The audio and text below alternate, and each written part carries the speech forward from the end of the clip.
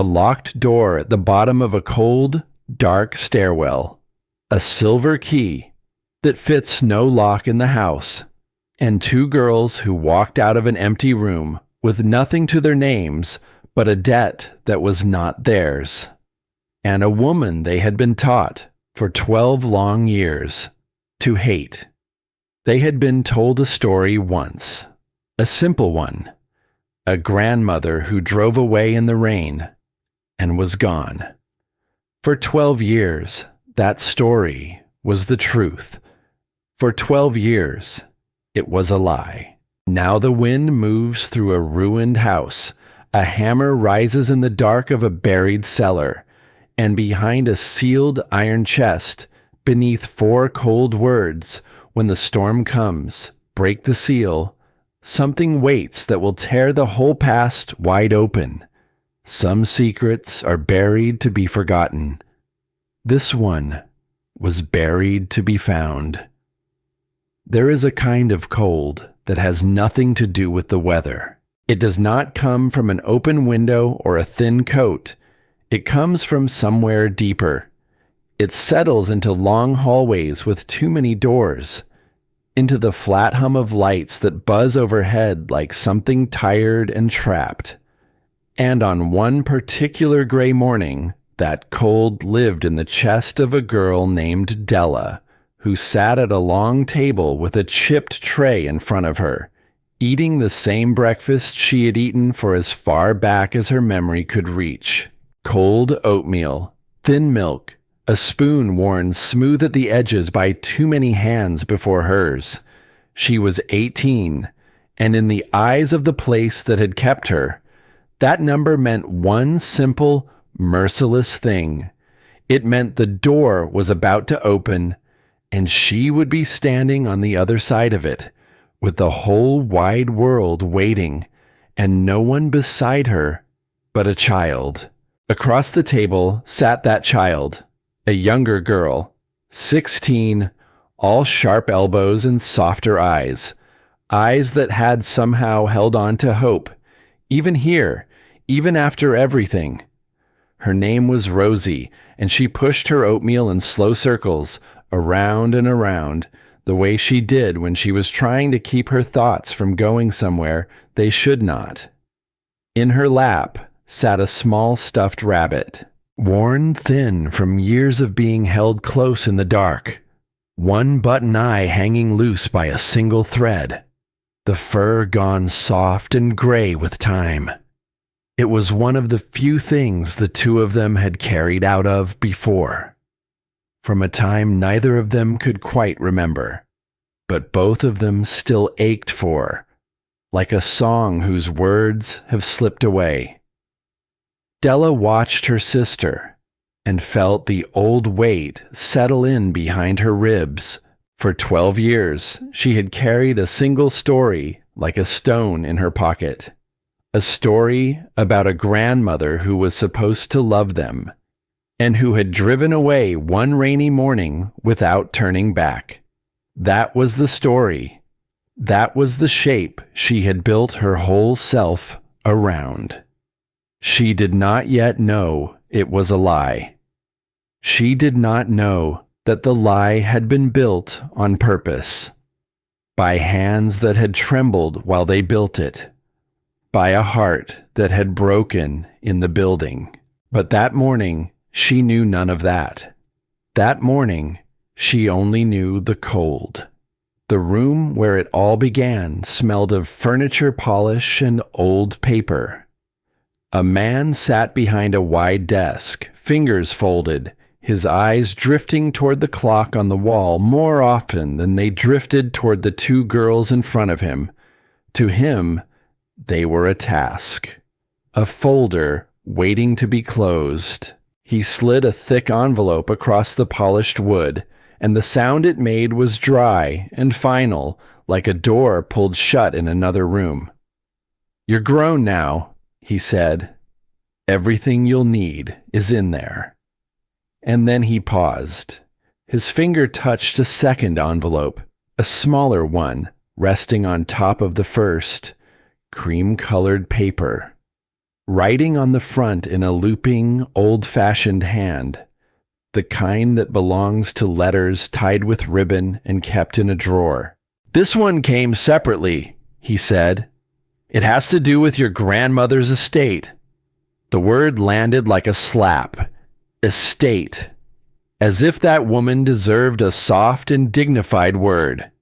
As if she had left them anything but questions, and a long, quiet ache, and a hole in the shape of someone who should have stayed. Della's voice came out rougher than she had meant it to. "Her estate." The man glanced at the clock again. He told them the little he had been told. That the woman had passed some time ago. That there was a piece of land, far from the city, up where the roads turned to gravel and the towns turned small and the sky opened wide. That people had been searching for the two of them for months.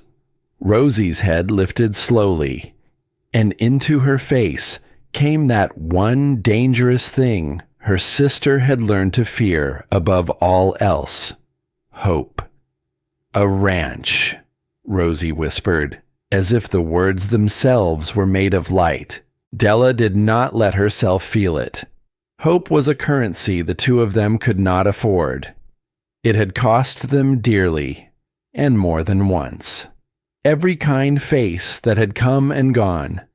Every almost family who had looked them over and quietly decided against them. Every door that had opened just wide enough to let the cold rush back in. Hope was a trap with a soft and shining mouth. She had learned that lesson the hard way, so she simply took the envelope, and she said nothing at all. The next part of it happened in a building made of glass, so tall that the city far below looked like something out of a dream the two of them had never once been invited into. A mirrored elevator carried them upward. And for a strange, suspended moment, Della caught their reflection thrown back at her from every side. Two girls in clothes that did not quite fit, carrying everything they owned in bags meant for gym shoes and sneakers. The reflection told a truth they already knew by heart. Unclaimed, uncertain, standing at the very edge of a world that had not bothered to make room for them.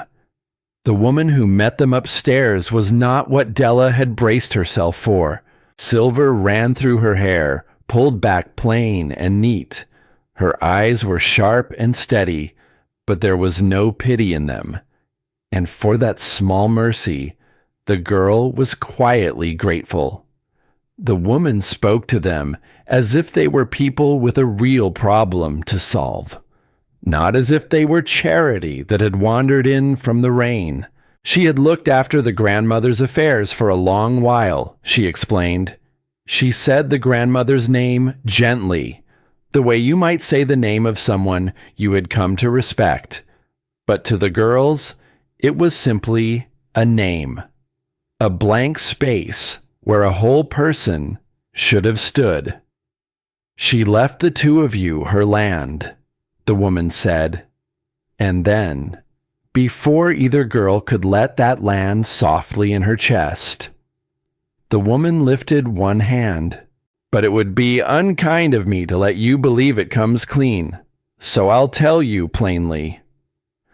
The land carried a weight," she said, "a debt tied around it, a loan taken out years before, taxes that had slipped behind season after season until the number grew into something that felt less like money and more like a mountain. The kind a person looks up at once and decides could not possibly be climbed. And there was something else, a buyer, patient, well-dressed in the way these things are well-dressed, a company that had circled that land for a long time, the way a hawk circles a quiet field, slow and certain, and in no hurry at all. They had made an offer. "Pay the debt," the woman said carefully, "and what remained would be little. Enough, perhaps, to rent one small room somewhere for a short while, before the cold found its way back in. "So we sell," Della said. Her voice was flat as a closed door. It was not a question. The woman folded her hands on the desk. "That would be the simplest path," she agreed quietly. And then she said the thing that turned a sad errand into something far stranger. The grandmother had left instructions, a condition that could not be argued around or signed away.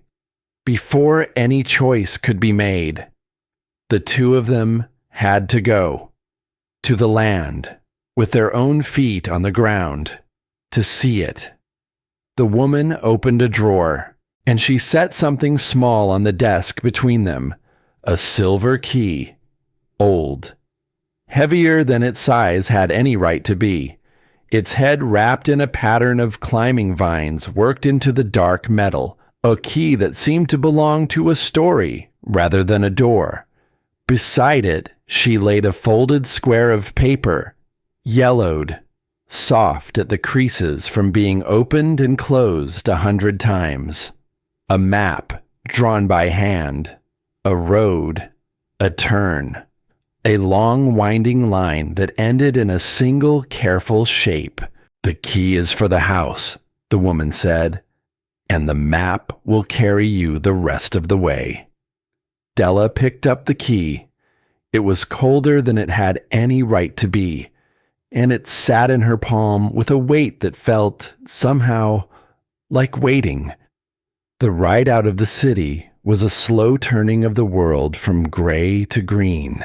For the first long stretch, the two sisters sat in silence and watched the city loosen its grip. Concrete softened into wide open fields. Crowded streets thinned into empty roads. And Della turned the silver key over and over between her fingers, learning the grooves of it like the shape of a question that has no answer yet. A debt like a mountain. A handful of days to face it down. A grandmother who had driven away in the rain. A patient buyer, circling. By every measure she knew, it should have felt hopeless. But the longer the wheels hummed beneath them, the more something in her chest began, quietly, to shift. The green was startling. A whole life spent inside fences and walls had taught her that the world was a small thing, a cage with the lights left on. But out here, the sky opened so wide it nearly frightened her. A pale, endless blue, going on past anywhere her eyes could follow. The trees grew wherever they pleased, wild, unbothered, ancient-looking and alive. Mountains rose in the far distance, their peaks still pale with old snow, even as the low country had begun to soften into spring. Birds turned slow circles high overhead, riding currents of air no one could see. It was beautiful, and it was terrifying. It was a world that ran on rules she had not been taught.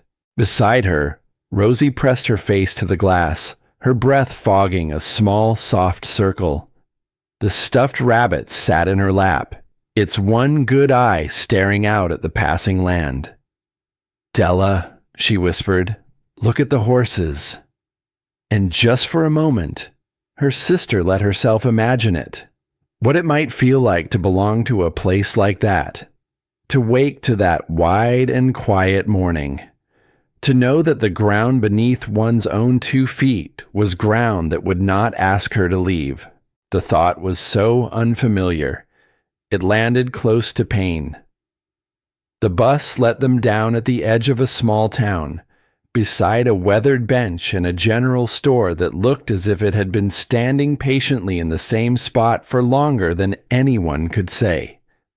A hand-painted sign, wind chimes made of old spoons, turning and softly ringing in the moving air. The air itself was different here, clean, sharp with pine and damp earth, and something underneath it the girl could not name. The city's restless hum was gone. In its place came birdsong, and a dog barking somewhere far off, and a quiet so deep that a person could almost hear her own heart keeping time inside her. The two of them were the only travelers to step down. The driver gave them a long, curious look before the doors hissed shut, and the bus pulled away, leaving them standing in a thinning cloud of exhaust that the mountain air swallowed in a single breath. Della unfolded the map. The paper was brittle in her fingers. The ink had faded, but the looping hand was clear enough. A main road, a turn onto a smaller path, and then a long, winding line, ending at that one careful shape. A few miles, the map said. A few miles can feel like 100 when everything you own is hanging from your shoulders. "We walk?" Rosie asked, shifting the weight of her bag. "Looks like it." So they walked. Gravel crunched beneath worn sneakers. There were no sidewalks out here, only wildflowers leaning into the road and tall grass that brushed against their knees as they passed. A few houses sat far back behind long drives, with dogs that lifted their heads to watch the strangers go by.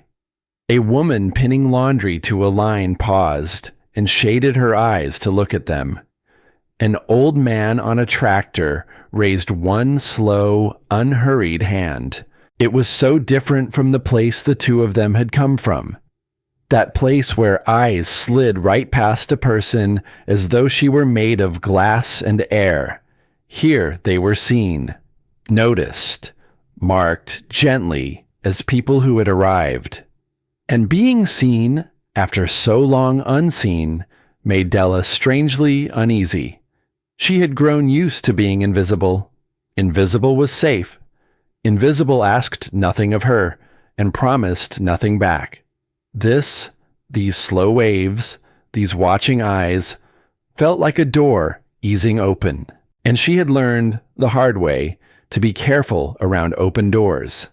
After a long while, with her feet aching and her shoulders sore, she saw it. A rusted iron gate, hanging crooked on a single tired hinge.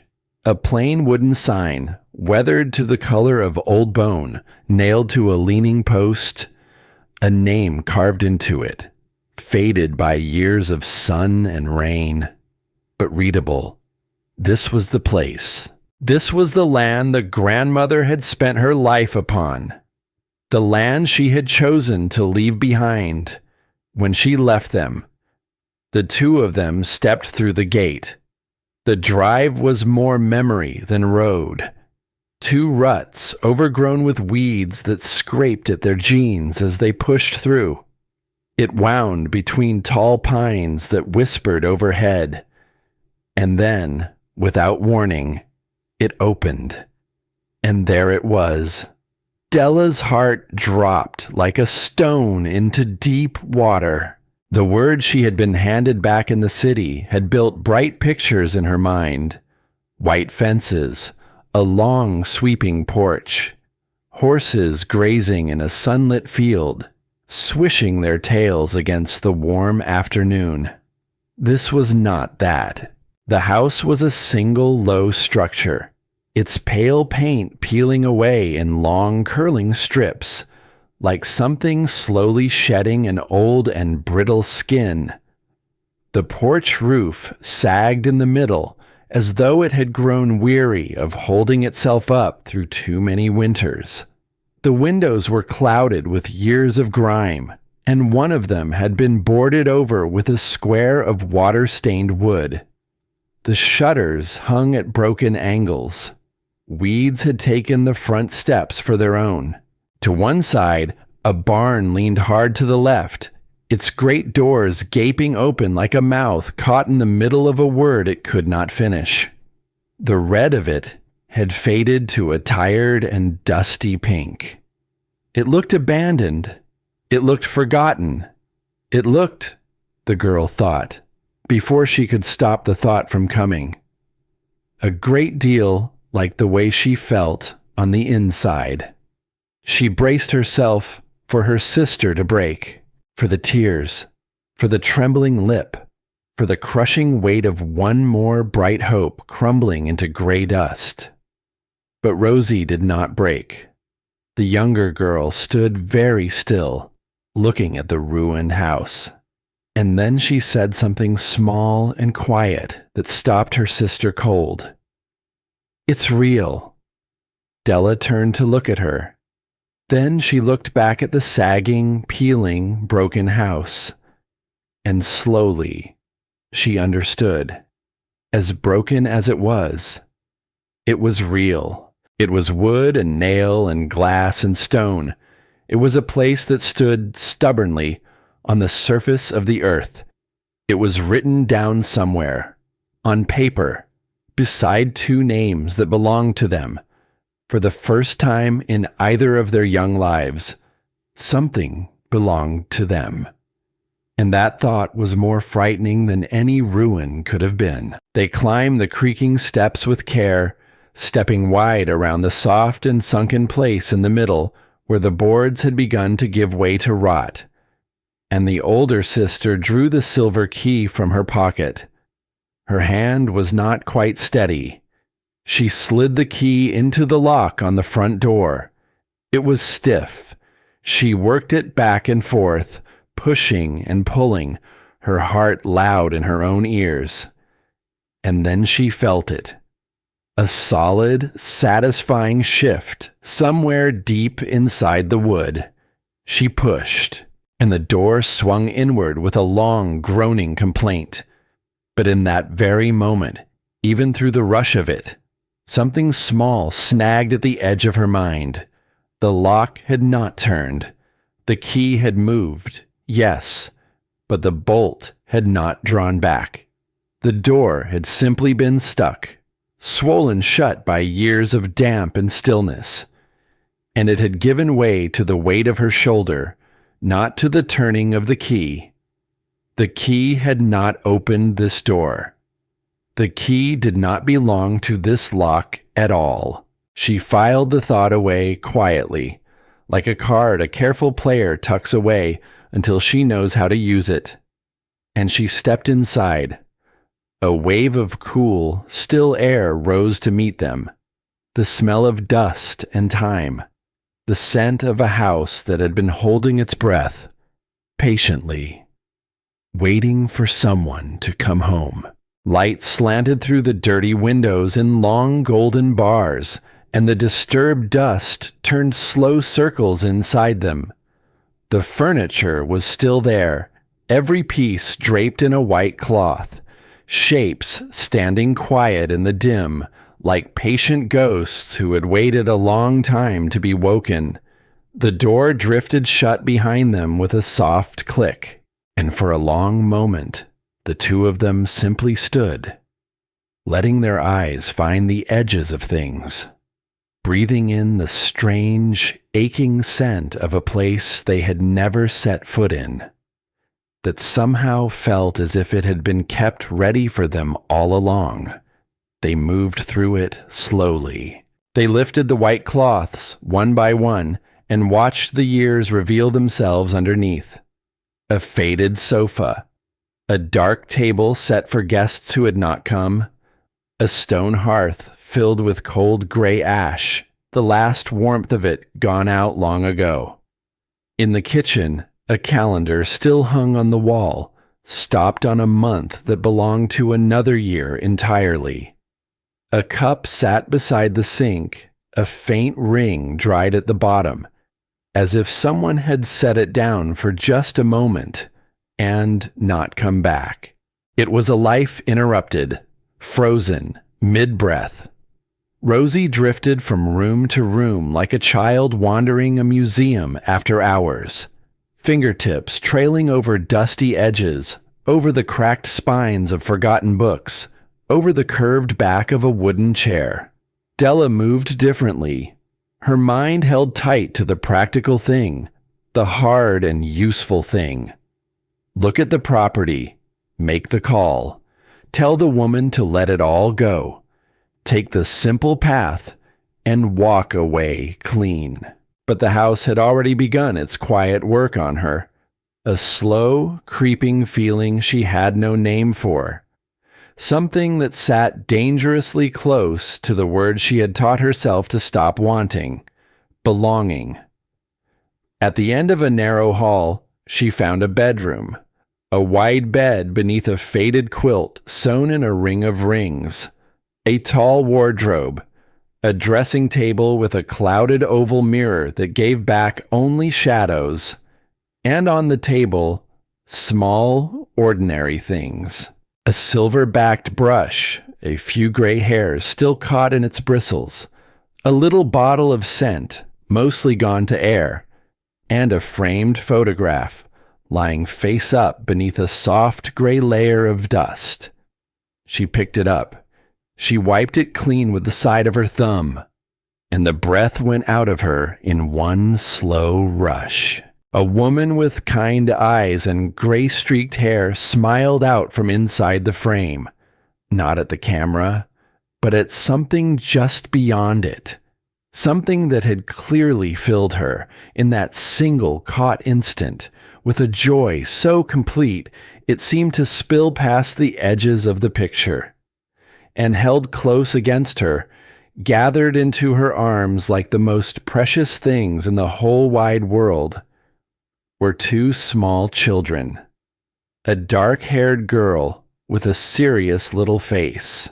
A smaller one, lighter, caught in the middle of a wide and unguarded laugh. It was them. Della did not remember the photograph being taken. She did not remember those arms folding around her, or the feeling of being held quite like that, close and safe and wanted. But something cracked open behind her ribs anyway. A phantom ache for a memory she had not known she was carrying. This was the woman she had spent 12 long years hating. And once, before whatever came after, before the rain and the closing door, that woman had held them as if letting go might break her clean in two. Della, Rosie's voice drifted in from somewhere deeper in the house. Come look at this. Della set the photograph down with a care she did not fully understand in herself, and she followed the sound of her sister's voice down the dim hall. Rosie stood in a shadowed stretch of corridor in front of a low door tucked back beneath the main stairs. A door her sister had walked straight past without seeing. It was made of thick, dark wood, banded across with strips of black iron, like something carried out of an old and half-remembered story. A heavy iron ring hung where a handle ought to be. Rosie's pale hand rested lightly against the wood. It won't open, she said softly. Della took hold of the iron ring and pulled. The door did not move. She braced her feet against the floorboards and pulled harder, putting her whole weight into it.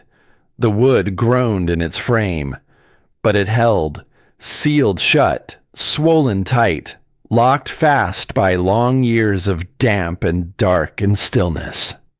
It's stuck, she said, breathing hard. Swollen shut.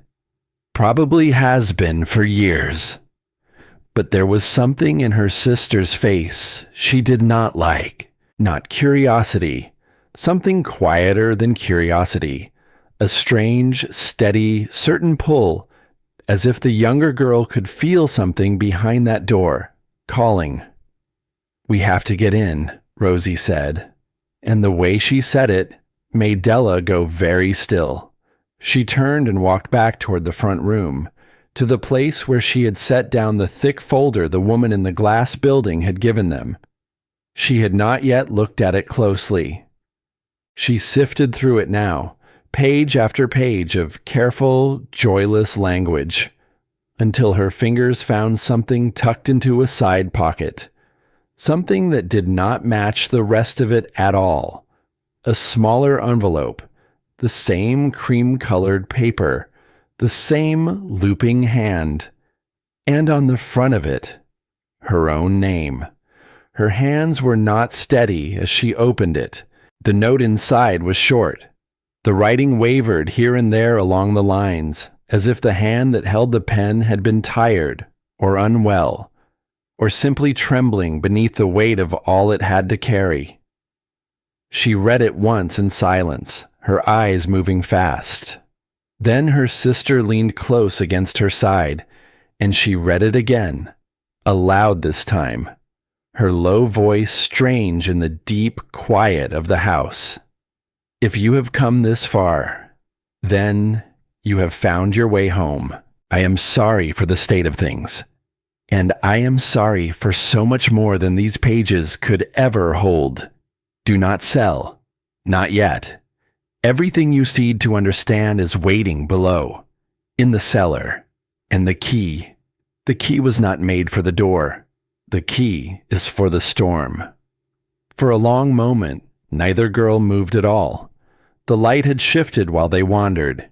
It came in lower now, the gold turning to deep amber, stretching the shadows long across the dusty floor. The storm, Rosie whispered. What does she mean? Della did not answer right away. She looked down at the note in her hand, then at the sealed door beneath the stairs, with its dark wood and its iron bands and its waiting silence. Then at the silver key, still faintly warm from being held so tightly in her fist. The key was not made for the door. She turned it over once more between her fingers, and the climbing vines worked into the metal caught the last of the amber light, and seemed, for half a heartbeat, to glow. A key that fit no lock she had yet found. A door that would not open. A cellar she had not yet seen.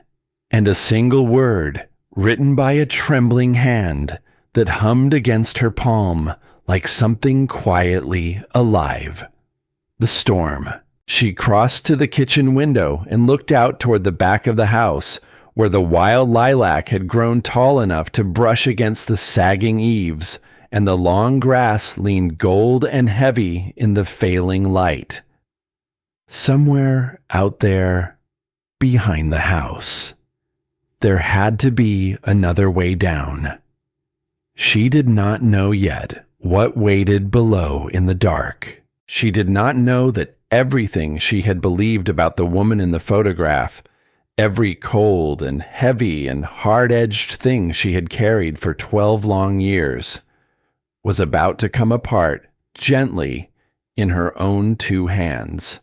She knew only this, standing in that quiet kitchen with the light going down soft and gold, and her sister breathing close beside her, that the silver key resting in her palm was not the end of a sad story. It was the beginning of a true one, and the storm was waiting just below her feet.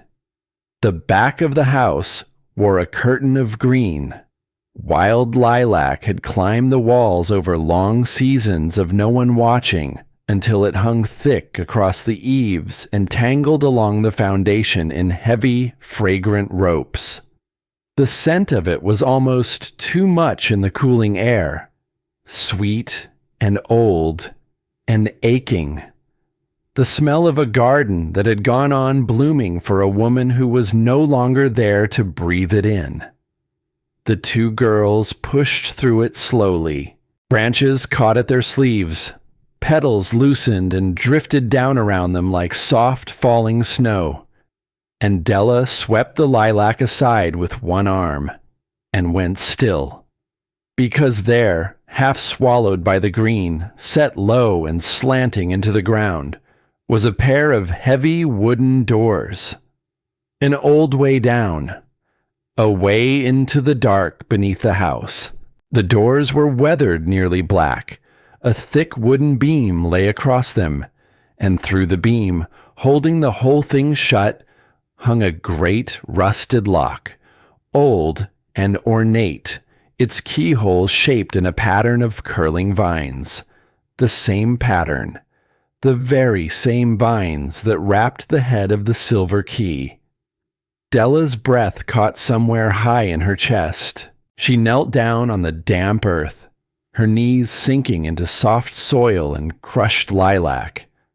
Her hand was not steady as she lifted the key, and for a moment she simply held it there, an inch from the lock, almost afraid to learn whether the thing she suspected could possibly be true. Then she slid the key home. It fit. It fit as though it had been waiting in the dark for years, holding its breath, listening for the sound of footsteps coming back. She turned it, and with a low grinding groan of old metal giving way, the lock opened in her hand and fell heavy into her palm. "Della," Rosie whispered behind her. It worked. It had worked. The key had found its lock at last. And whatever the grandmother had hidden beneath this house, whatever the trembling hand in the letter had meant by the storm, it lay just below them now, on the other side of these doors. Together, they lifted the heavy beam aside. Together, they hauled the doors up and back, the old hinges shrieking their protest into the quiet evening, loud enough to scatter a pair of birds from the lilac. And below, a set of stone steps fell away into absolute dark. A cool, earthen breath rose up to meet them, the smell of deep, undisturbed places, of stone and soil and time, of secrets that had been kept patiently in the cold, waiting for the right hands to come and lift them into the light. Rosie found a flashlight in a kitchen drawer. The casing was cracked, the batteries old, but a thin yellow beam still flickered to life when Della thumbed the switch. It was a small and trembling light, but it was enough. She went first, down into the dark. The stone steps were slick beneath her sneakers, worn smooth and shallow by years of feet that had come this way before hers. She counted them as she descended, the way a frightened person counts anything at all to keep her heart from running. 1, 2, 3. Rosie pressed close behind her, one small hand fisted tight in the back of her jacket. The grip of those fingers was the realest thing in the world just then. Then the steps leveled out, and the two of them stood at the bottom, in the belly of the house. The cellar was larger than Della had expected. The stone foundation rose around them into a low, close ceiling, and the room stretched back into a shadow the small light could not reach. The air sat cold and damp against the skin, heavy with the weight of all the years it had been holding. The flashlight beam wandered, and the cellar gave up its contents one piece at a time. Old jars lined the wooden shelves, their faded contents long since turned to something soft and unrecognizable. Broken chairs, bundles of yellowed paper tied with twine. A child's rocking horse, its painted mane chipped away. One rocker gone, leaning sadly against the cold stone wall. It looked ordinary. It looked like a place where tired things go to be forgotten, things too worn to keep and too dear to throw away. And the small, bright thread of hope that had carried Della down those steps began quietly to fray. Another dead end, another locked door that opened onto nothing. For one long, sinking moment, she let herself believe that the silver key and the map and the trembling note had led only here, to a cold room full of someone else's broken down past. "What are we even looking for?" Rosie asked, her voice too loud against the stone. "The storm," Della answered. The word felt strange and foolish on her tongue, down here in the dark. She said the key was for the storm. And then the flashlight beam swung wide and caught something in the far corner.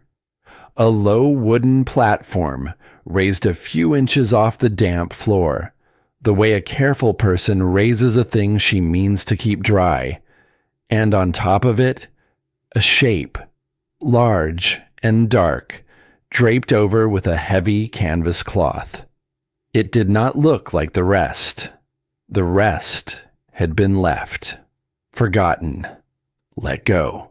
This had been placed, protected, set apart on purpose, and covered, and kept. Della crossed the cellar toward it, the light steady in her hand now, her own heartbeat loud in her ears, and she reached out and took hold of one dusty corner of the canvas and drew it back. Beneath it sat a chest, an old sea chest, heavy and dark, its corners banded in black iron, its wood scarred deep with the marks of a long and traveled life, the kind of chest that belongs in stories about distant shores and buried things. And it was sealed. A solid brass clasp held the lid, and screwed into the wood above it was a small tarnished plate, its letters worn but readable. She angled the light to see, and the words engraved there stopped the breath in her throat. When the storm comes, break the seal. This is it, Rosie breathed. Della looked slowly around the cellar, and in the far corner, leaning against the stones, she saw a heavy splitting maul, the kind of hammer kept for breaking firewood through a long cold season. The handle was smooth, worn pale by other hands that had gripped it before hers. Maybe the grandmother's hands. Maybe hands even older than that. She lifted it. It was heavier than she expected, and her arms, after the long walk and the longer day, felt thin and weak as she raised it. "Stand back," she told her sister. Rosie stepped away into the shadows. Della set the head of the maul against the brass clasp, and for one held heartbeat, she did not swing, because she understood, suddenly, what this was. Whatever lay inside this chest had been locked away on purpose. The woman in the photograph had wanted them to find it, had planned for this exact moment, had laid down a trail across more than a decade, a silver key, a hand-drawn map, a will full of strange conditions, all of it leading here, to this corner, to this chest, to these few inches of brass standing between two girls and the truth. She drew a breath, and she swung. The sound was enormous in the small stone room, a sharp, ringing clang of metal striking metal, climbing up her arms and ringing off the walls until it seemed to shake the very dark. The clasp held.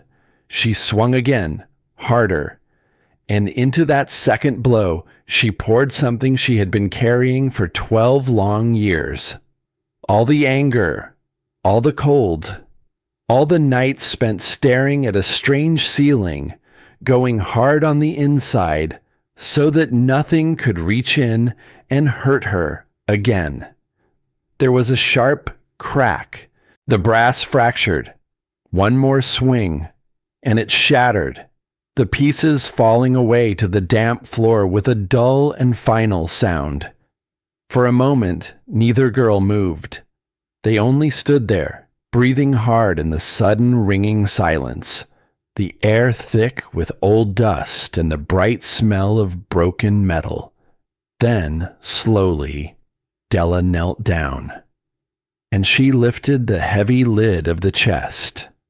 The flashlight fell inside, and she did not know what she had expected. Some treasure out of a story, something gold and gleaming that would solve every problem with a single shining stroke.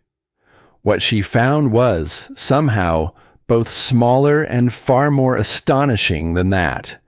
The chest was filled with money, worn bills, bound in plain bands, stacked layer upon careful layer, packed down tight into the space.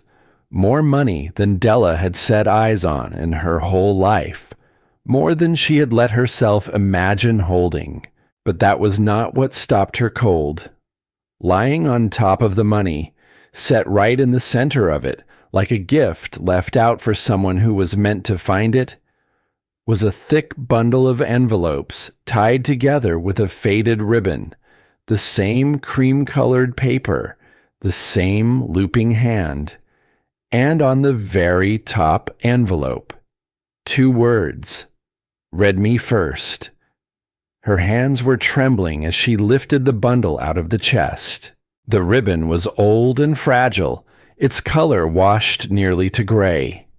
She untied it with a strange and careful tenderness, terrified of tearing these thin paper threads that connected her to a woman she had spent so long teaching herself to hate. The first envelope was heavier than the others. She opened it slowly, her fingers clumsy with cold and with feeling. Inside lay several folded pages, covered close in that same looping script, though here and there the lines wavered and dipped, as if the hand that wrote them had been unwell, or weeping, or simply unsteady beneath the weight of all it carried. Rosie pressed close to her side. The flashlight shook a little in the younger girl's hand, throwing the words into trembling gold light, and Della began to read aloud, her voice low and uncertain in the dark. "My dear girls," the letter began, "if you are reading this, then 2 things have come to pass. The first is that I am gone from this world, and the second is that somehow, against all my fears, you have found your way home. I know you have questions. I know that you have likely spent your years believing the worst of me. I do not blame you for that, not for a moment of it. The story you were told, the story of an old woman who left you and drove away, that was the story I needed the world to believe. It kept you safe, but it was not the truth." Della had to stop. Her throat had closed. The words on the page swam and blurred, and she pressed the back of her wrist hard against her eyes. "Safe from what?" Rosie whispered. Della drew a shaking breath, and she made herself go on. "The truth," the letter said, "is that leaving you was the hardest thing these old hands have done. You were the whole of my heart. After the accident that took your mother and father from us, you were what remained of my son." His eyes, his laugh, looking up at me from 2 small faces. To lose you would have been to lose him a second time. But this land, this house, it is more than walls and a roof. It has held our family for longer than I can rightly say. And there were people who wanted it, not for the porch, or the pasture, or the wide blue sky, for what runs quiet and clear beneath the ground, water enough to be worth a fortune to the right hands. A company came, patient, smiling. They wanted this land, and they would not be told no. First they offered, then they pressed. And when I would not bend, they began to watch. The words landed in Della like cold stones dropped into deep water. She remembered suddenly the woman in the glass building, a patient buyer, a company that had circled this land for years, slow and certain, like a hawk above a quiet field. They were still circling. Even now, they watched the house. The letter went on. And then they watched you. A man stopped me in town one day, a pleasant man with a pleasant voice, and he told me things he had no business knowing. The little path one of you walked, the bench where the other liked to sit, the small ordinary details of 2 small ordinary lives. He did not raise his voice. He did not need to. He was telling me, in his gentle way, that if I would not give them what they wanted, they would take what I loved instead. Behind Della, her sister made a small, broken sound. She reached back without looking and found Rosie's hand in the dark. The younger girl's fingers were ice cold and shaking, and she gripped them tight and held on. "And so I was caught," the letter said. "If I sold, we would have nothing, and they would have won. If I stayed, I was placing your lives in danger with every sunrise. So I found a third way, a terrible one. I had to disappear. I had to make it look as though I had run, as though I were a foolish, frightened old woman who could not be trusted with two little girls. I had to become the villain in your story, so that the true villains would have nothing left to hold over me. If they believed I did not care for you, then threatening you could no longer move me. So I packed a bag, and I carried you to the one place I believed would keep you safe, even as it broke both your hearts. It broke mine as well. More than I have words to say." Della could no longer see the page. The tears came too fast, blurring everything into gold and shadow. Beside her, Rosie was weeping openly now, her thin shoulders shaking, and Della pulled her in close and held her, the flashlight beam swinging wild across the cold stone walls. Everything they had believed had been a lie. Not the cruel and careless lie they had carried for so long. A different kind of lie. A lie built like a shelter. A lie laid down, brick by aching brick, by a woman who had given up the people she loved best in all the world, so that those people might go on living. The grandmother had not abandoned them. She had sacrificed herself for them.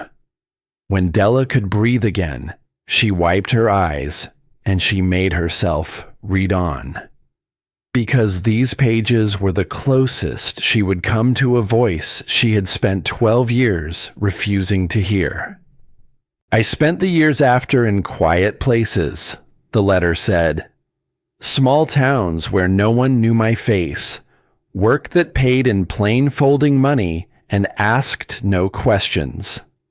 I lived as small as a person can live, and every spare dollar that passed through these hands, I kept. Once in a great while, in the deepest dark of night, I would come home, just for an hour, just long enough to add what I had saved to this chest, and to leave another letter for you, and to stand for one stolen moment in the rooms where you had once laughed.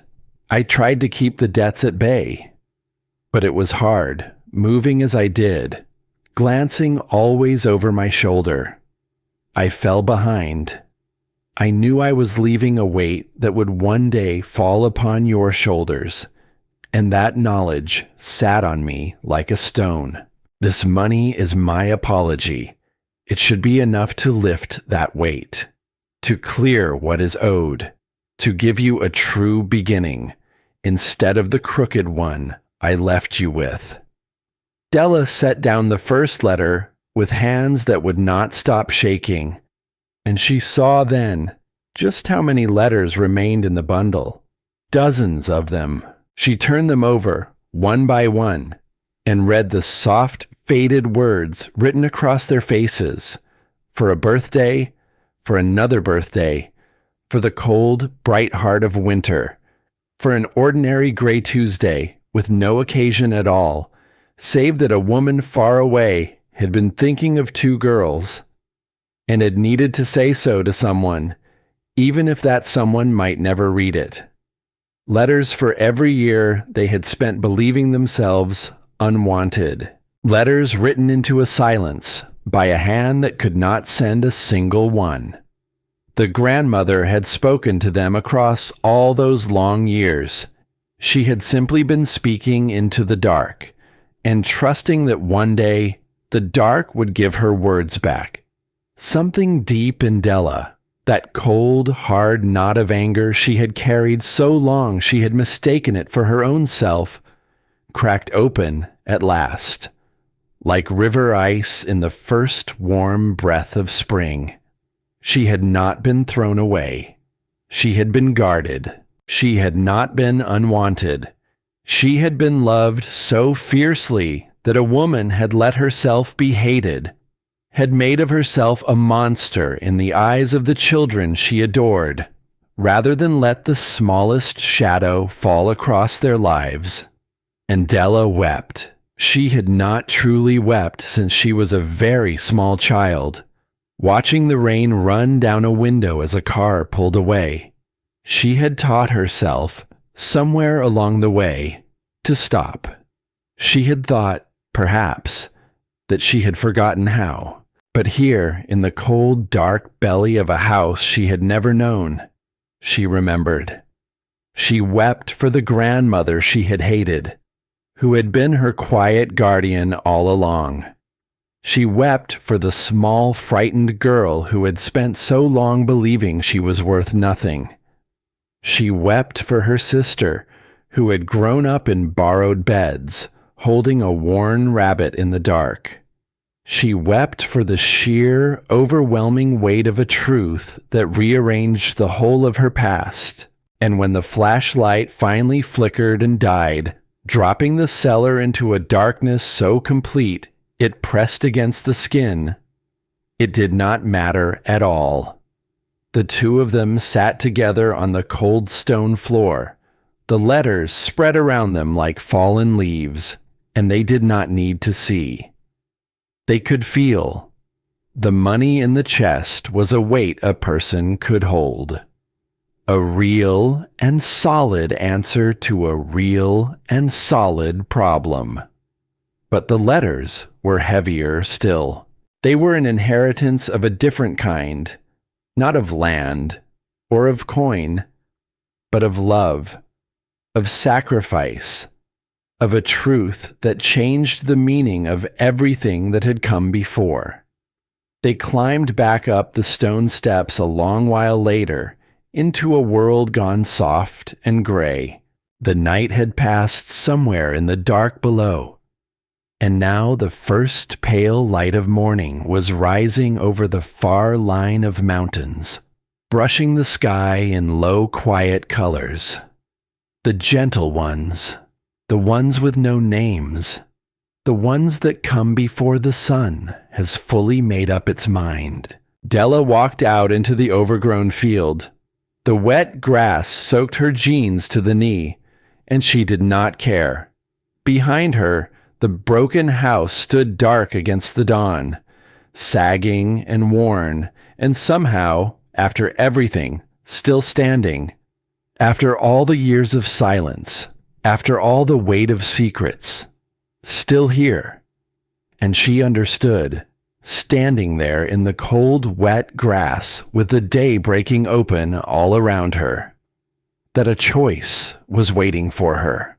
The simple path lay clear and bright. Take the money, clear the debt, sell the land to the patient buyer, and walk away with more than enough to begin again, somewhere far from here, clean and free and safe.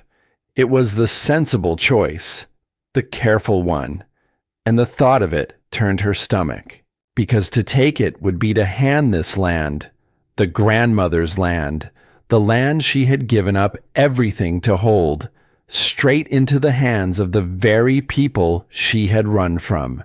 It would mean that all those quiet years, all those midnight returns, all those letters written into silence, had been for nothing. It would mean that, in the end, they had won. Della sank down into the wet grass, and she let the weight of it sit on her. She was 18. She was not ready for this. She was a girl who was supposed to be looking after her sister, and instead, the whole crooked weight of a stranger's war had come to rest on her shoulders. She thought of the grandmother, alone in some small dim room far away, carefully folding worn bills into a chest, writing letters to two girls she did not know if she would live to see again. That woman had not taken the simple path. She had chosen the hardest road a person could choose, and she had walked it for years without complaint, without thanks, without even the comfort of being understood. How could her granddaughter do any less? Della rose to her feet, and the decision settled into her, quiet and certain, like a stone finding the bottom of a still pond. She walked back to the house.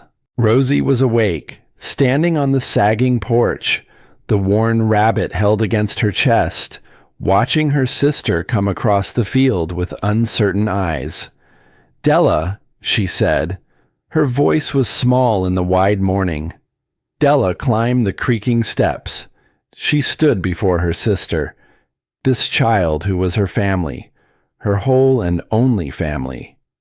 And she looked into that uncertain face. "We're staying," she said. There was no doubt left in her voice. "This is our home. We're going to fix it, and we're going to keep it."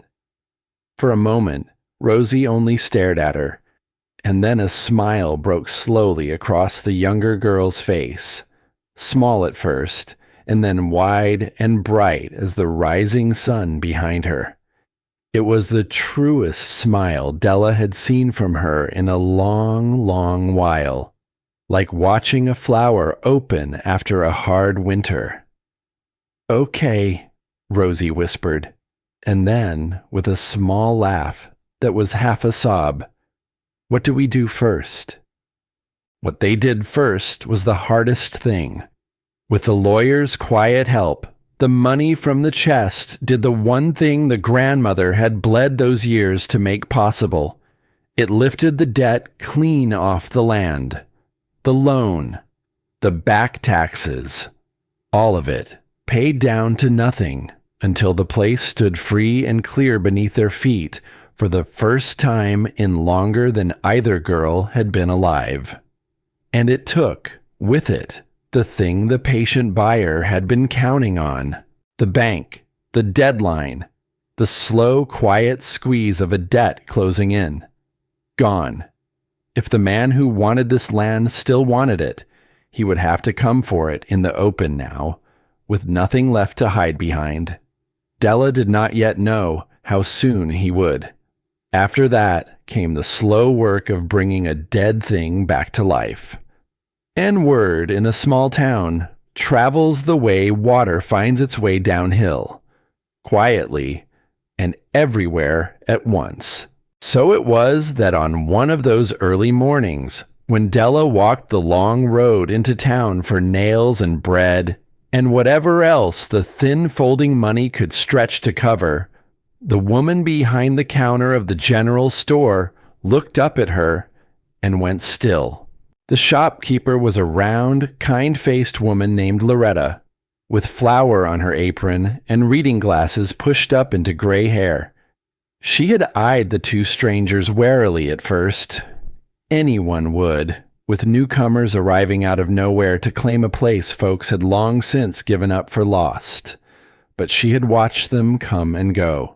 She had seen the dirt work deep under their fingernails, the exhaustion sitting in their young faces, the way Della counted her coins twice before she set them on the counter. And on this particular morning, as Della gathered her small bundle to go, the shopkeeper reached beneath the counter and brought up something wrapped in a clean cloth, still faintly warm. A pie. She slid it across the worn wood without a word at first. And then, as the girl looked up at her, startled, the woman's weathered face softened into something gentle. "Your grandmother used to come in here," she said quietly. "Every week, near enough. Sat right where you're standing. Made the finest preserves in 3 counties. She nudged the pie a half-inch closer. "This is a welcome home present. Lord knows you girls have earned it." Della stood very still.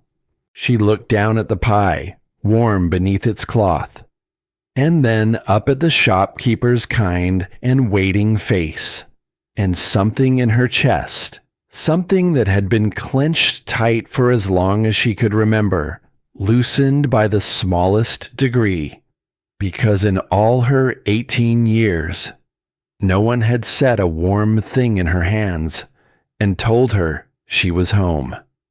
No one had welcomed her anywhere until now.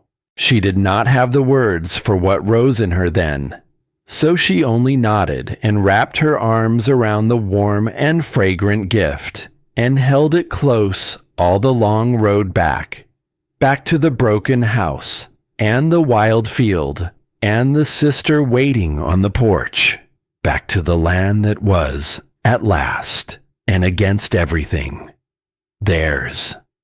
And though she did not yet know the storm that the grandmother's word had truly promised, though she could not yet see the patient buyer or the long fight still waiting in the days ahead, Della walked home that morning with warmth in her hands and the first fragile green shoot of something she had spent her whole life learning to live without. Hope. Not the trap she had always feared. Something steadier than that. Something that felt, at long last, like the beginning of belonging. The work of bringing a dead place back to life is slow. It does not happen all at once in a single golden morning with music swelling somewhere out of sight. It happens by inches, by blistered hands and aching backs and small stubborn victories that no one else in the world would think to celebrate. A window scrubbed until the light came pouring through it clean. A rotted board pried loose, and a fresh pale one set in its place. A patch of wild grass cut back, just enough to see the shape of what had stood there before the years took over. The two girls learned that slowness the hard way, through trial and failure and starting over. They learned that a thing left to ruin does not surrender its ground without a fight. And on the third morning, when Della was wrestling with a porch rail that would not come true no matter how she leaned on it, an old truck came rattling up the overgrown drive. It was older than the man who climbed out of it. He wore faded overalls and a cap gone soft with seasons of sun, and his face was the kind that comes from a lifetime spent outdoors, reading the sky, working the ground, watching the slow turn of the year. His eyes were a pale and patient blue, and they crinkled at the corners when he looked at the two girls standing wary on the broken porch. "You'd be the granddaughters," he said. It was not a question. "I'm Della. This is my sister, Rosie." The old man nodded slowly, his gaze drifting past them, to the leaning barn, to the sagging roof, to the wild field swallowing the fences whole. "Earl," he said, "live down the road a piece." He paused, and something gentled in his voice. "Your grandmother was a fine neighbor. Best I had.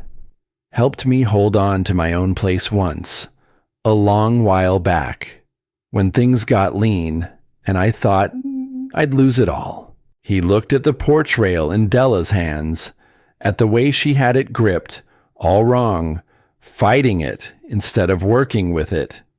"You're gonna wrestle that board till sundown," he said, holding it like that. And then, gently, without being asked, he showed her how. Earl did not do the work for them. That was the thing Della came to understand about him over the days that followed. He did not take the hammer from her hand and finish the job, the way folks did when they decided, quietly, that she could not manage.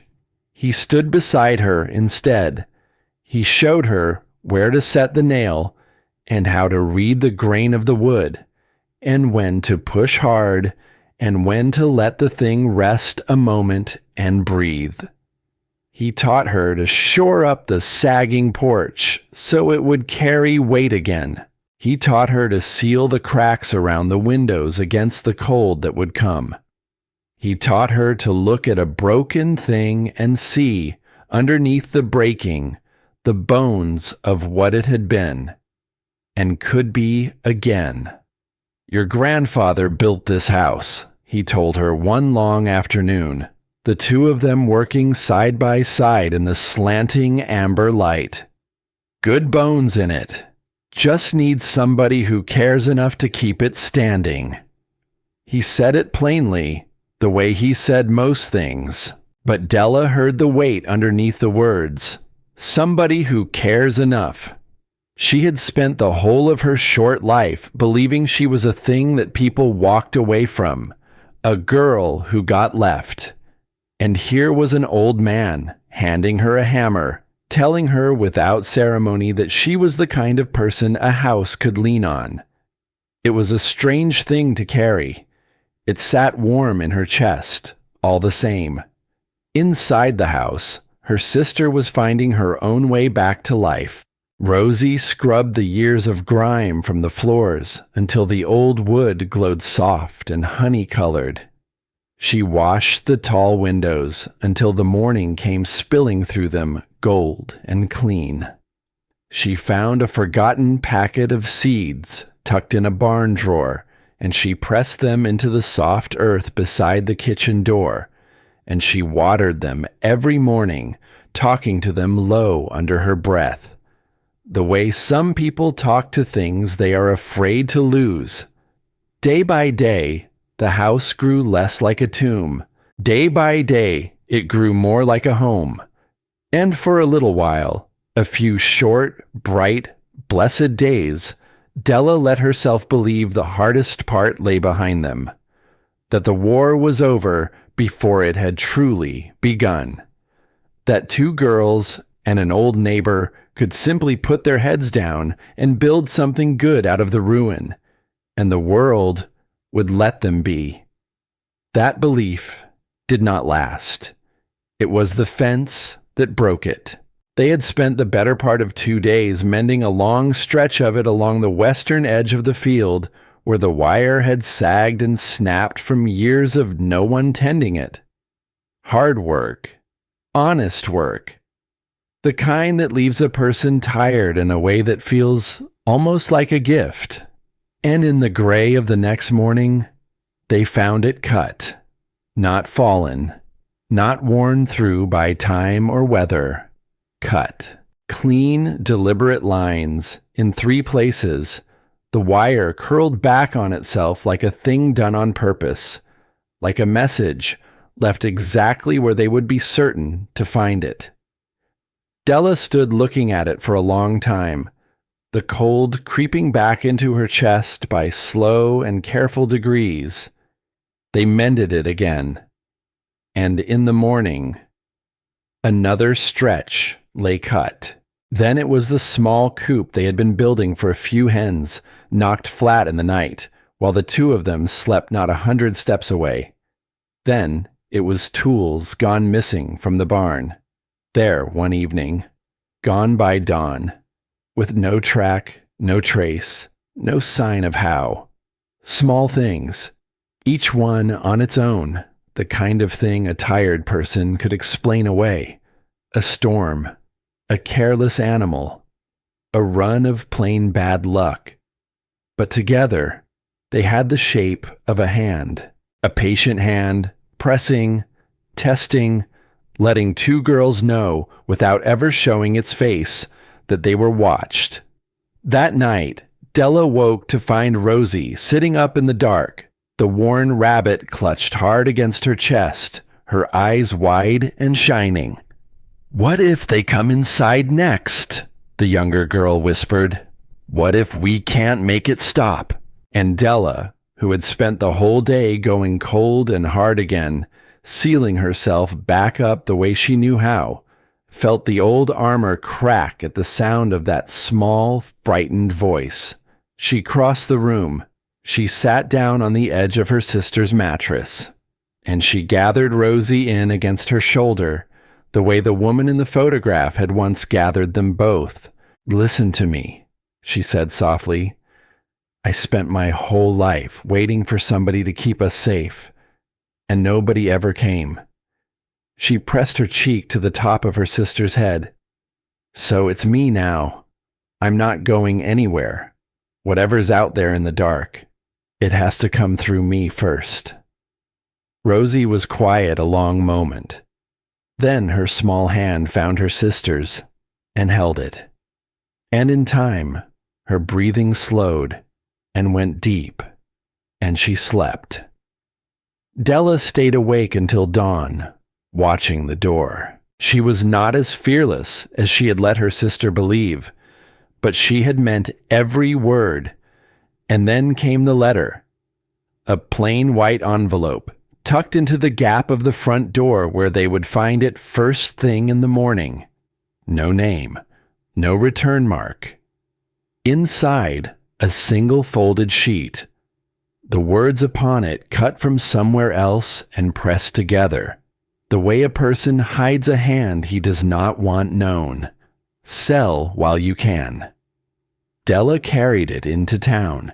She brought it to the man whose work it was to mind such things, a tired man, more interested in the coffee cooling at his elbow than in the troubles of two girls who had blown in from nowhere to claim a place folks had long since given up. He glanced at the letter. He set it back down. "Could be kids," he said. "We get pranks out this way. Folks aren't always quick to warm to newcomers." "This isn't a prank," Della said. "Someone is doing this on purpose, night after night." "You got proof of that?" She did not. "Look," he said, already turning back toward his desk, his coffee, his quiet, uncomplicated morning. "Lest you catch somebody in the act, there's not a whole lot I can do. Keep your doors locked. Get yourself a dog." She walked out of that office feeling smaller and more alone than she had felt since the morning she stood on a city sidewalk with a duffel bag, a key, and a sister to keep. Because the world, it seemed, had not changed after all. The world still looked at a girl like her and looked away. That evening, the car came. She saw it from the top of a ladder, where she was clearing dead leaves from the gutters in the last gold light of the day. It came up the long drive slow and deliberate, sleek and dark, and polished to a shine that had no business out here among the wildflowers and the dust. It moved like something in no hurry, like something that believed the ending was already written. Her stomach tightened before the door ever opened. She knew, somehow, who it would be. The man who stepped out was exactly what she had pictured, and worse for it. Silver hair, combed back smooth. A fine gray suit that likely cost more than everything the two girls owned, twice over and then some. A handsome, easy face, and a smile that stopped well short of his eyes. "You'd be the older one," he said, walking toward the porch as though he already owned the ground beneath his polished shoes. "I thought it was past time we met, face to face." She climbed down from the ladder slowly. She wiped her dirty hands on her jeans, and she stood her ground, feet planted, chin level. And she did not let him see the way her heart was hammering against her ribs. "I told your people we weren't interested. I know what you told my people." The smile widened a fraction. There was nothing warm in it at all. "But I had a feeling there'd been a misunderstanding somewhere. You're young.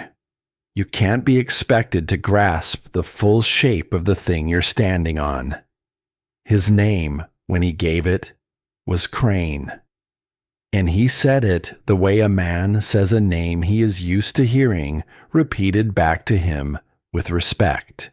He looked around the property as he spoke, taking in the mended porch, the cleared yard, the fresh pale wood where the rot had been cut clean away. His eyes moved over all of it, measuring, pricing, the way a man's eyes move over a thing he has already decided he means to have. "You've done some work here," he said. "I'll grant you that much. Impressive for 2 girls on your own. But a place like this?" He shook his head slowly, almost kindly, as if he grieved for her. "It's a great deal to carry, a great deal of expense, a great deal of trouble that comes calling in the night." Della felt the threat land soft beneath the gentle words. The fences, the coop, the missing tools, the letter. He had told her, without telling her a thing. "We're managing," she said, and then the pleasant mask began to slip. It did not fall all at once. It slid, by slow degrees, the way ice slides off a warming roof, until what stood before her was something colder and older and far more patient than the smiling man who had stepped out of the car. "Let me be plain with you," he said. "The offer still stands. In fact, seeing what you've made of this place, I'm prepared to raise it. Enough that you and your sister could walk away from this hard little life, school, a fresh start, a soft place to land, far from the dust and the trouble." He named a number. It was a great deal of money. More than enough to change the shape of 2 young lives. The kind of number that would have made most people sit down. "No," Della said. The smile died completely. "You don't seem to understand what you're holding," he said softly. "What runs beneath this ground is worth a fortune to the right hands. You're being sentimental, and sentiment in the end has a way of costing a person every last thing she has. Maybe it isn't about the money." He laughed at that. A short, dry, mirthless sound that did not reach his eyes either. "It's always about the money," he said. "You'll learn. Folks do, in the end."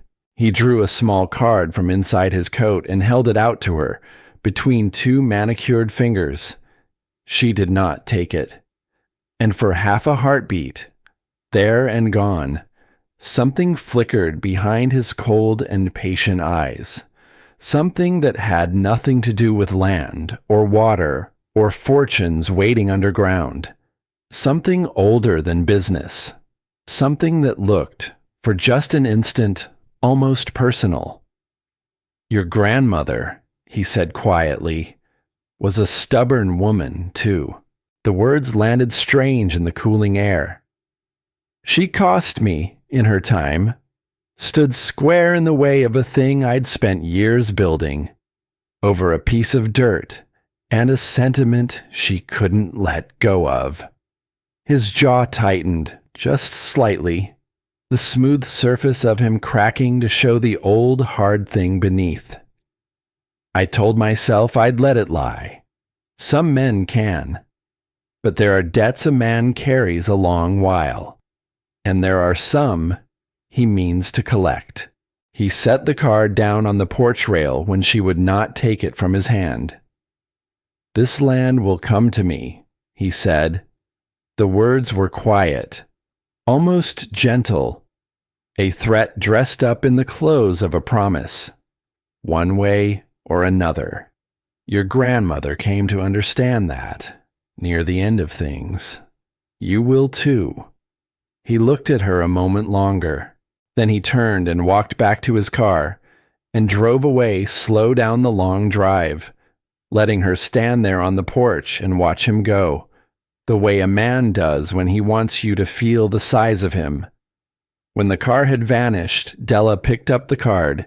She tore it slowly into small white pieces, and she let the evening wind carry them off across the darkening field. But her hands were shaking, because she had heard it, underneath all the polish and the patience and the gentle, terrible calm. This was not only business to him, it was old, it was personal, it had teeth. And a man who wants a thing for reasons older than reason is a man who does not stop. The knock came late that night. It came long past the hour when anyone in the country pays a friendly call, long after the last gold had drained from the sky, when the only light in the house was a single lamp, and the only sound was the old wood settling around them like a living thing turning in its sleep. Della's heart stopped. She took up the heavy wooden bat they had found in the barn, and she moved toward the door, slow and careful, motioning her sister back into the shadow of the hall. "Who's there?" A man's voice came through the wood, rough, hesitant, the voice of someone for whom each word seemed to cost something. "Name's Wade," it said. "Worked this land once, a long time ago." A pause, heavy as a stone. "I need to talk to you. It's about your grandmother." Della's grip tightened on the bat. There was a name like that in the grandmother's papers. A man she had once trusted with the running of the whole place. A man who, in the end, had sold what he knew to the very people who hungered for the land. She opened the door, but only a hand's width, with the chain still on. The man on the porch was somewhere in his middle years, with thinning hair and a face worn down by hard living and harder choices. He wore a faded work shirt and boots gone soft at the toe, and he would not quite lift his eyes to meet hers. "What do you want?" she said. It was not a question. It was a wall. "Could I come in?" He swallowed, his throat working. "I know I've got no right to ask, none at all, but there are things you need to hear, and I'd rather not say them out here in the dark." Every instinct she owned told her to shut the door in his face. This was the man who had betrayed the woman who had loved them, the man who had handed two small girls' daily lives, their paths, their playgrounds, their habits, over to the hand that wanted to crush an old woman flat. But there was something in his voice that stopped her, something underneath all the roughness that sounded like a man carrying a stone he could no longer set down. "Talk," she said, "right here, then go." He nodded slowly, accepting the terms of it without complaint. "I worked for her near 10 years, he said. "She trusted me, treated me like family when I had none. And when those men came around, smiling, offering money for what I knew about her, about this place," his voice caught and dragged, "I told myself it was nothing, just business, land talk. I told myself a lot of things back then. A man can tell himself near anything if he wants the telling bad enough." He looked down at his own worn hands. By the time I understood what I'd helped them do, she was already gone, run off into the dark, with the whole town believing the worst of her, and me left behind with the knowing of it. He shook his head.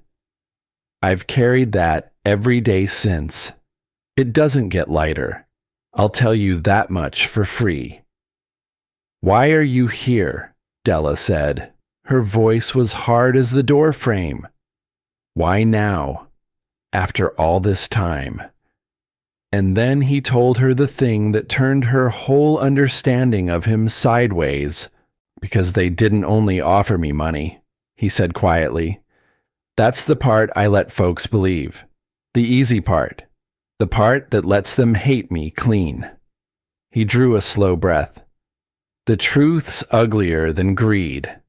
He lifted his eyes at last and met hers, and she saw the shame in them, bottomless and old and worn smooth by years of looking inward. I had a little girl of my own back then, he said. Still do. And those men, they made real sure I understood that whatever could happen to your grandmother's family could happen just as easy to mine. Della went very still. I was a coward, Wade said. There was no excuse in it, only the flat weight of a fact. I sold her out to keep my own child safe, and I've hated the face in the mirror every morning since, so don't go thinking I came here to be forgiven. I didn't. I gave that hope up a long time ago. He paused. I came because your grandmother didn't go quiet. Not the way they think she did. Della's breath snagged. All those years before she ran, Wade went on, his voice dropping low. She was watching them right back, writing it all down. Every threat, every visit, every dirty thing they did to scare good families off their land. She built a record. Careful, patient, same as she built everything. A record, Della repeated. She kept everything. He leaned closer to the gap in the door, and she hid it where they'd never think to look. In her room, in the back of that big wardrobe, there's a panel, a false back. I helped her set it myself before it all came apart. It's still there. Has to be.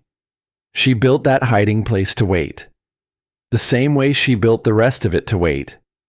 For you. Della stared at him through the narrow gap. A record. Something real. Something a person could hold up against a man in a fine gray suit and his gentle, deniable threats.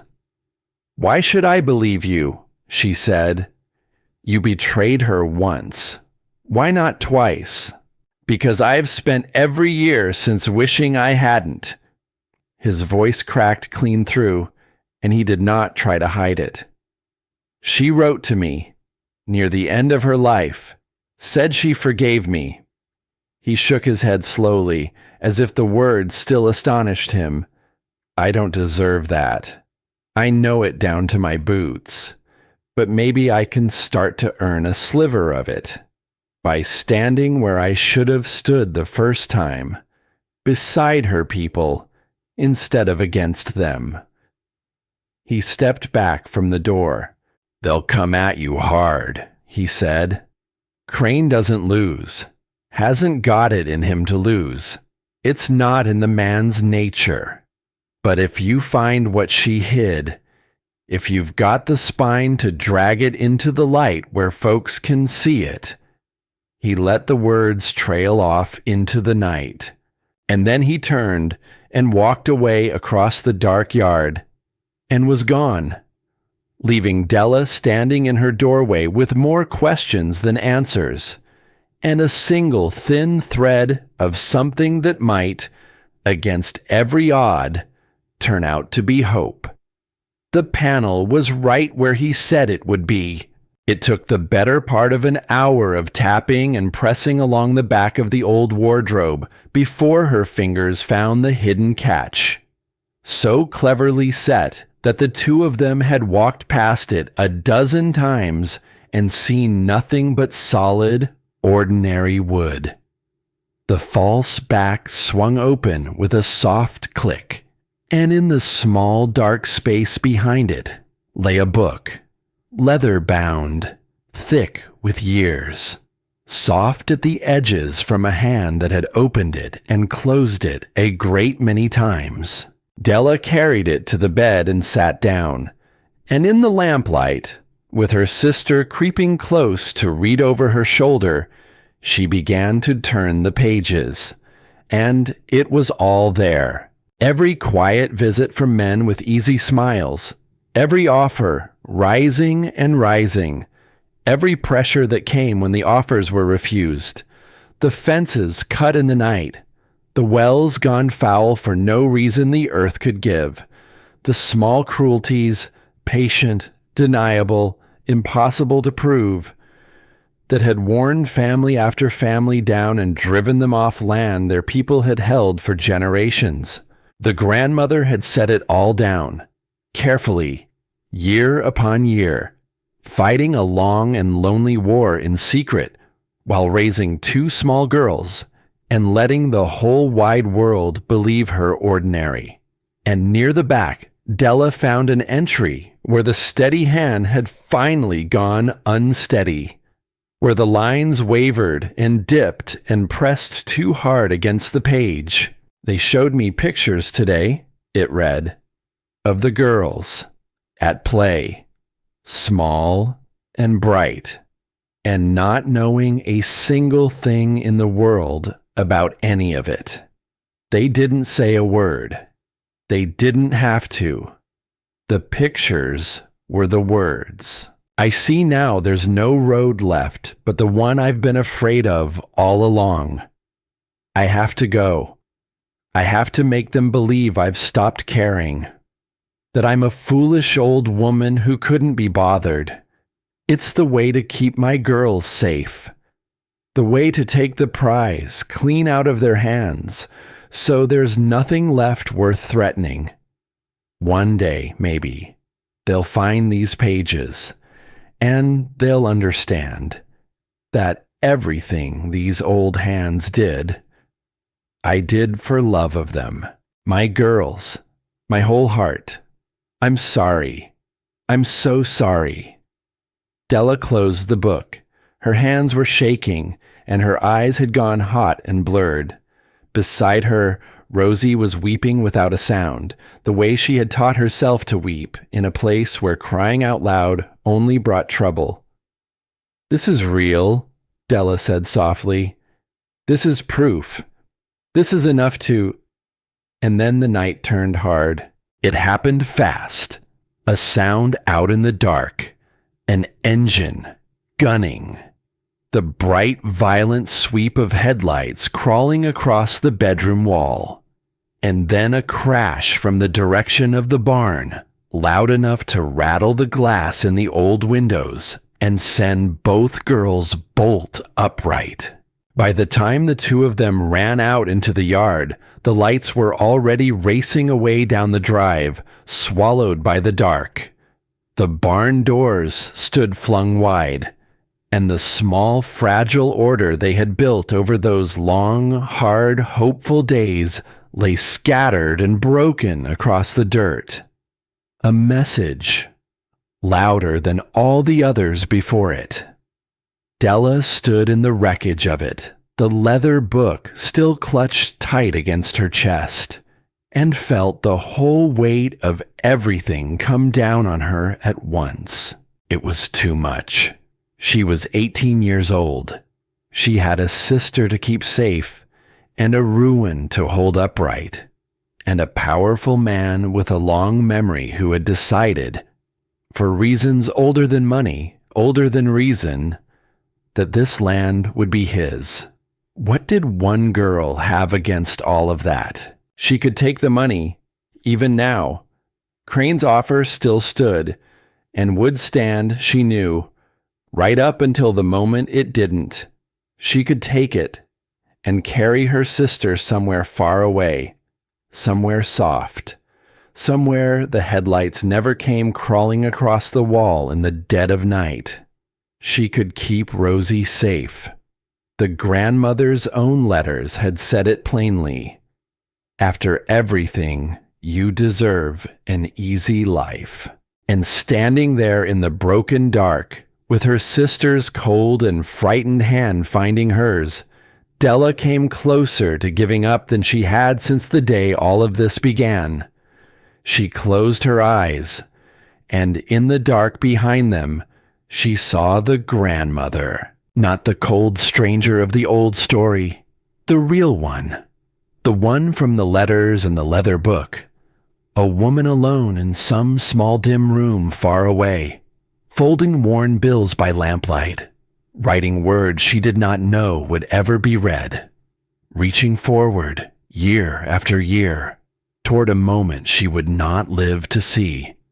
That woman had been hunted, threatened, made a villain in the eyes of the children she loved best in all the world. And she had not run from the fight. She had fought it with no army and no allies and no real hope of winning, quietly, stubbornly, in the dark, setting down the truth one careful line at a time, trusting that someday, somewhere, it would find the hands it was meant for. Della opened her eyes, and the old coldness that had been creeping back into her all evening, the urge to seal herself up, to run, to go hard so nothing could touch her, went quiet, and something else rose in its place, steadier than fear, older and deeper than the anger she had carried so long that she had mistaken it for her own self. Resolve. She would not run. She would not hand this land to the man who had broken her grandmother and called it business. And she would not do the one thing the grandmother had been forced to do: fight alone, in secret, in the dark, where a powerful man does his finest work. She would do the thing the grandmother had never been given the chance to do. She would drag it into the light. She turned to her sister, there in the broken yard, as the first gray of dawn began to soften the line of the eastern hills. "We're not hiding," she said, and her voice did not shake. "Not anymore. He's been doing this in the dark for years. To us, to everybody, where nobody could see it and nobody could prove it. So we're going to do the opposite of hiding." Rosie looked up at her, eyes wide and wet in the half-light. "How?" Della looked down at the leather book held tight against her chest, at the truth her grandmother had set down, line by careful line, for exactly this moment and exactly these hands. "We tell people," she said, "all of them, out loud, in the open, where he can't make it disappear, where one frightened family stops being one frightened family and starts being a whole town that's done looking away." And as the light came up slow and gold over the land that was theirs, the land a woman had given up everything she had to hold, Della felt the fear in her chest turn at last into something that would carry her forward. Not down into the dark, but straight out into the open, toward the fight that was waiting, and toward the light on the far side of it. Word travels through a small town the way warmth travels through a cold house, slow at first, room by room, a whisper at one counter, a nod across one fence line, a few quiet words on a porch as the light goes down, and then, all at once, everywhere. Della did not have to climb to any rooftop and shout it. She had only to carry it once, plainly, to the woman behind the counter of the general store, to Loretta, with the flour dusted along her apron and the steady, watchful eyes that had taken the measure of half the county over the years, and to set the worn leather book down on the scarred wood between them. Loretta read a few pages in silence. Her hands had gone still by the third one. The small, everyday clatter of the store seemed to fade away around her, until there was only the soft turning of old paper and the slow change moving across her face. And when she finally lifted her eyes, there was something in them that had not been there a moment before. Not surprise. Recognition. "I always knew there was more to it," she said quietly. "The way your grandmother left. The suddenness of it. Folks talked after she was gone. Said all manner of unkind things about a woman who couldn't speak up for herself." She closed the book with great care.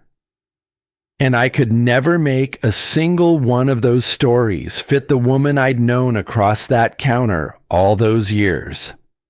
She slid the book back, and then she reached beneath the counter and brought up a sheet of plain paper and a worn pencil stub and began to write, like a woman who has already made up her mind and is only now catching up to herself. "There's a hall," Loretta said, not looking up from the page. "Old place, holds the whole town when the whole town's got reason enough to come." She paused, and her jaw set hard. "And I'd say it's high time this town heard what it's been letting happen out there in the dark, while it kept its eyes shut tight and told itself it was none of its business." The hall was an old building, plain wood, worn smooth and pale by the passing of countless feet. Tall windows of colored glass that threw soft pools of red and gold and deep, quiet blue across the floor whenever the evening light came slanting through them. It smelled of candle wax and gentle dust, and that particular hush that settles into a place where people have gathered to mark the big things, the weddings and the funerals, the joys and the long sorrows, for more years than anyone living could rightly count. And on the evening of the gathering, it filled. Della had not allowed herself to expect so many. She had braced, in truth, for a near-empty room, for rows of bare benches and a handful of curious faces. She had spent her whole life learning that when she needed people to show, the people tended not to. But they came, in twos and threes at first, and then in a slow, steady stream that did not stop. Farmers in their clean Sunday shirts, hats held in work-roughened hands, shopkeepers who had closed early, old folks leaning on canes and on the arms of grandchildren, young couples with little ones gone heavy and half asleep against their shoulders. They came until the worn benches were full, and then they lined the walls, and then they stood 3 deep at the back of the hall, and still more pressed in at the doors until the old place held more living souls than it had likely held in years. And near the front, in a fine gray suit that did not belong among all that plain and honest cloth, stood the man named Crane. He had been granted his turn to speak first, and he spoke well. Della could grant him that much, even hating him.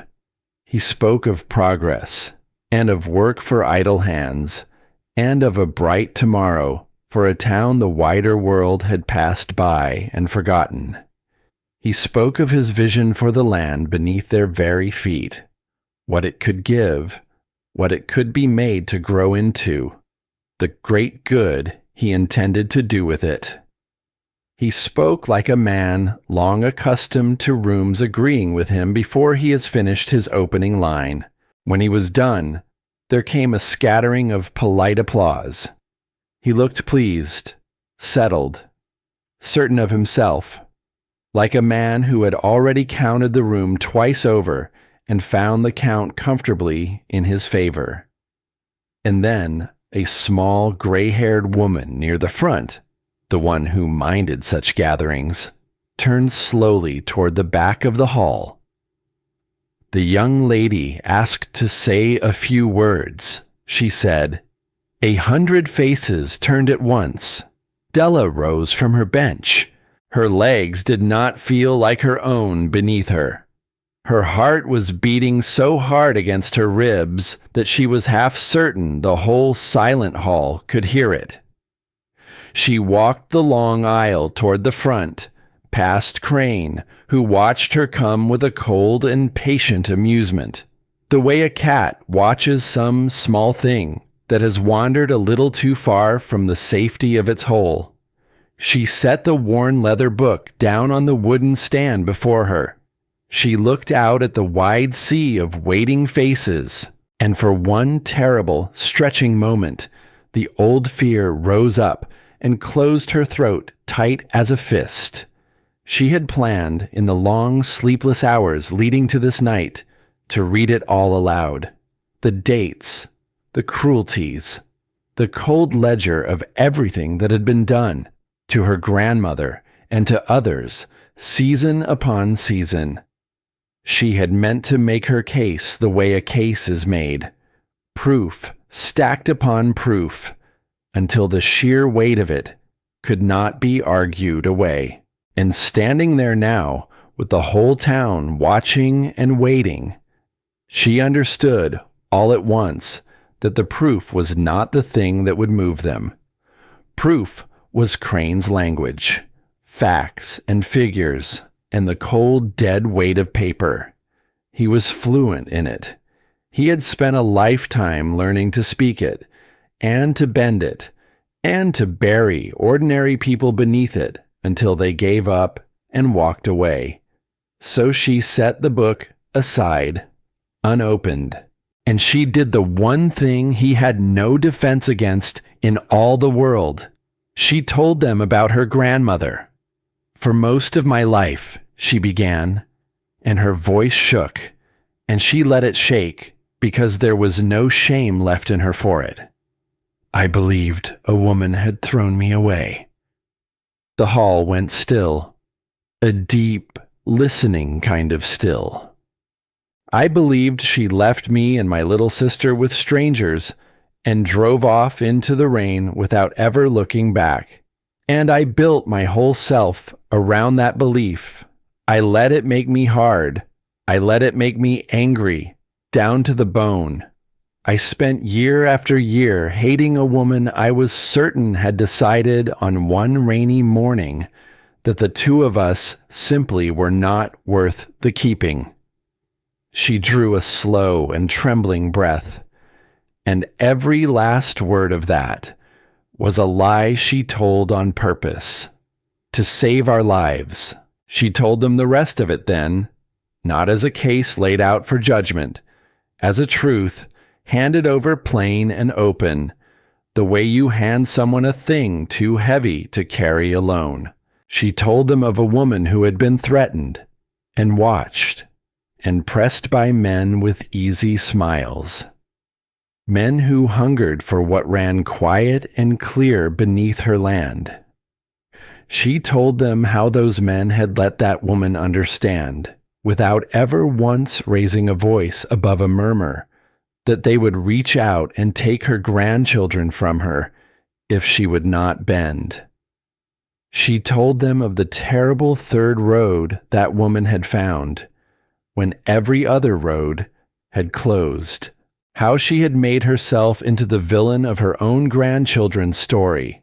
How she had let two small girls grow up believing the very worst of her, believing themselves unwanted, unloved, abandoned in the rain, so that the men who hunted her would have nothing left in all the world to hold over her head. She told them how that woman had spent her hidden, lonely years setting down the truth one careful line at a time, saving worn folding money in the dark, writing letters into a silence and folding them away unsent and trusting, against all sense, against every odd, that someday they might find their way into the light. She didn't do any of it for the land, Della said. Her voice was steadier now. Something deep in her had settled and gone firm. She did it because she loved us more than she loved her own good name, more than her own comfort, more than the rest of her own life. And she did it alone, in the dark, because she had no one in this whole world to stand beside her. She lifted her eyes and let them move slowly across the room. "I'm not standing up here to ask you to take my side," she said. "I'm standing here because she couldn't. Because the dark is where men like him do all of their finest work. And the one thing in this world that's stronger than the dark is a room full of people who finally decide together to stop looking away." And then she stopped.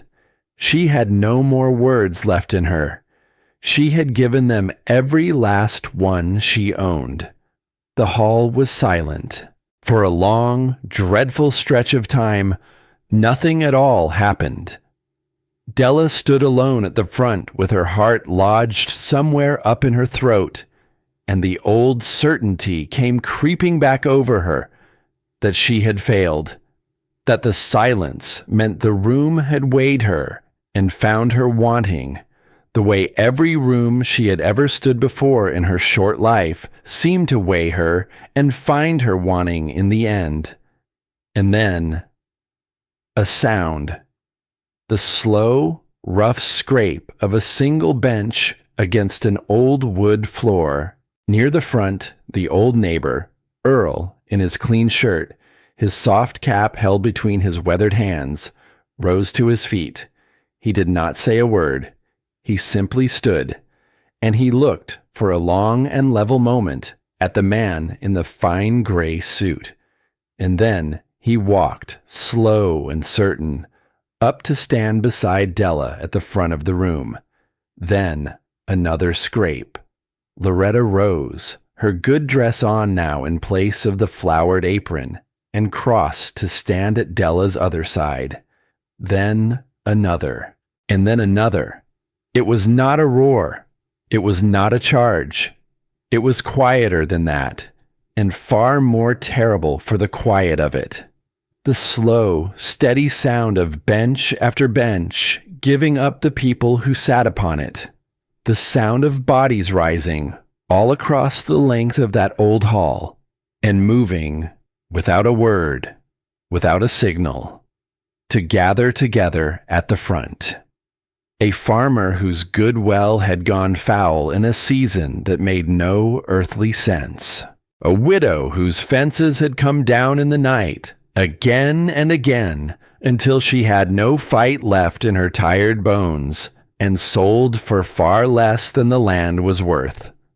A young father who had been pressed and pressed and pressed past the breaking of his spirit, and who stood now with his jaw set and his eyes wet. They did not rise to recite their grievances. They did not list a single one of them. They simply stood and crossed that worn floor, and let their own 2 feet carry the thing that words were too small and too slow to ever hold. You are not taking another one of us. Not in the dark. Not anymore. Della watched the whole room rearrange itself around her, person by person, bench by bench, until she stood at the very heart of a gathered crowd. And her eyes blurred over, and her chest ached fit to break, and she understood, all at once, and far too late for the woman who had earned it, the thing her grandmother had not lived to see. She was not standing alone. She had not, in the end, been standing alone at all. At the front of the hall, the man in the fine gray suit watched it happen. For a moment, his composure held. He turned his cold eyes on the gathered crowd, and when he spoke, his voice was soft and reasonable, almost sorrowful. The voice of a man who knows that patience has won him every fight he has ever picked. "This is a great deal of feeling," he said, "but feeling fades. Winters are long out here. Money runs thin, and I am a patient man. I have outlasted every stubborn heart that ever stood where that girl is standing." His gaze slid to Della. "I can wait. I have always been able to wait." And the room did not flinch. Nobody sat back down. Nobody looked away. The widow lifted her chin. Earl folded his arms. And Loretta, quiet Loretta, said into the silence the only words anyone said at all. "Then you'll be waiting alone, Mr. Crane, because we're done leaving these girls to stand by themselves."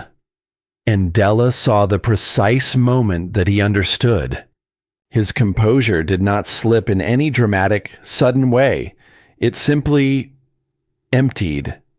The certainty drained out of his face by slow degrees, the way water drains from a cracked glass, until what stood there before them all was only a man, in an expensive suit, in a room that had quietly and completely, and without a single raised voice, closed itself against him, because his power had not lived in his money, or his fine dark car, or the cold and patient menace of his gentle, deniable threats. His power had lived in their silence, in the dark, in the keeping apart, in 100 frightened families pressed one at a time, each one believing herself alone in her trouble, each one too weary or too afraid to lift her head and find the others standing in the very same long shadow. And now the lights were on, and he could see, as plain as anyone in that hall, that a thing done in the dark cannot survive being looked at, all at once, out in the open, by 100 steady pairs of eyes that have decided to stop turning away. He did not bluster. He did not threaten again. A man like Crane knows better than most the exact moment a thing has slipped clean out of his grasp. He gathered his coat. He walked the long aisle toward the door, and the crowd parted before him to let him pass, and not one soul among them said a single word. The silence that followed him out was heavier than any shout could ever have been. It pressed against his back the whole long length of that aisle. At the door, he paused. He looked back once at Della, standing surrounded at the front of the hall, and whatever old wound had driven him all this way stayed locked behind those cold eyes as he turned and stepped out into the night and was gone. The land would stay. It was over. Not with a great battle, not with a clever stroke or a final crushing blow, but with the simplest and the rarest thing in all the world. A room full of ordinary people who decided together to stop looking away. And the truth her grandmother had set down, page by careful page, in the dark, across all those lonely years, was what made the standing last. Della had set the book aside that night to speak from the heart, but in the days that followed, it was that record the whole valley pointed to. Every date, every name, every quiet cruelty, written down in a hand that could no longer be silenced. It was the thing that meant a patient man could not simply wait them out and come back when the feeling faded. The grandmother had spent her exile building a wall the dark could not climb over. She had not been there to raise her voice, but she had left her voice behind. And in the end, it spoke louder than the man in the gray suit ever had. It was Earl who told her the last of it. After, when the hall had emptied out and the colored light had gone dark in the high windows, and the two of them stood alone in the settling quiet, the old neighbor lingered behind. His soft cap turned slow, around and around, in his weathered hands. "There's a thing you ought to know," he said. "Should have told you sooner, maybe.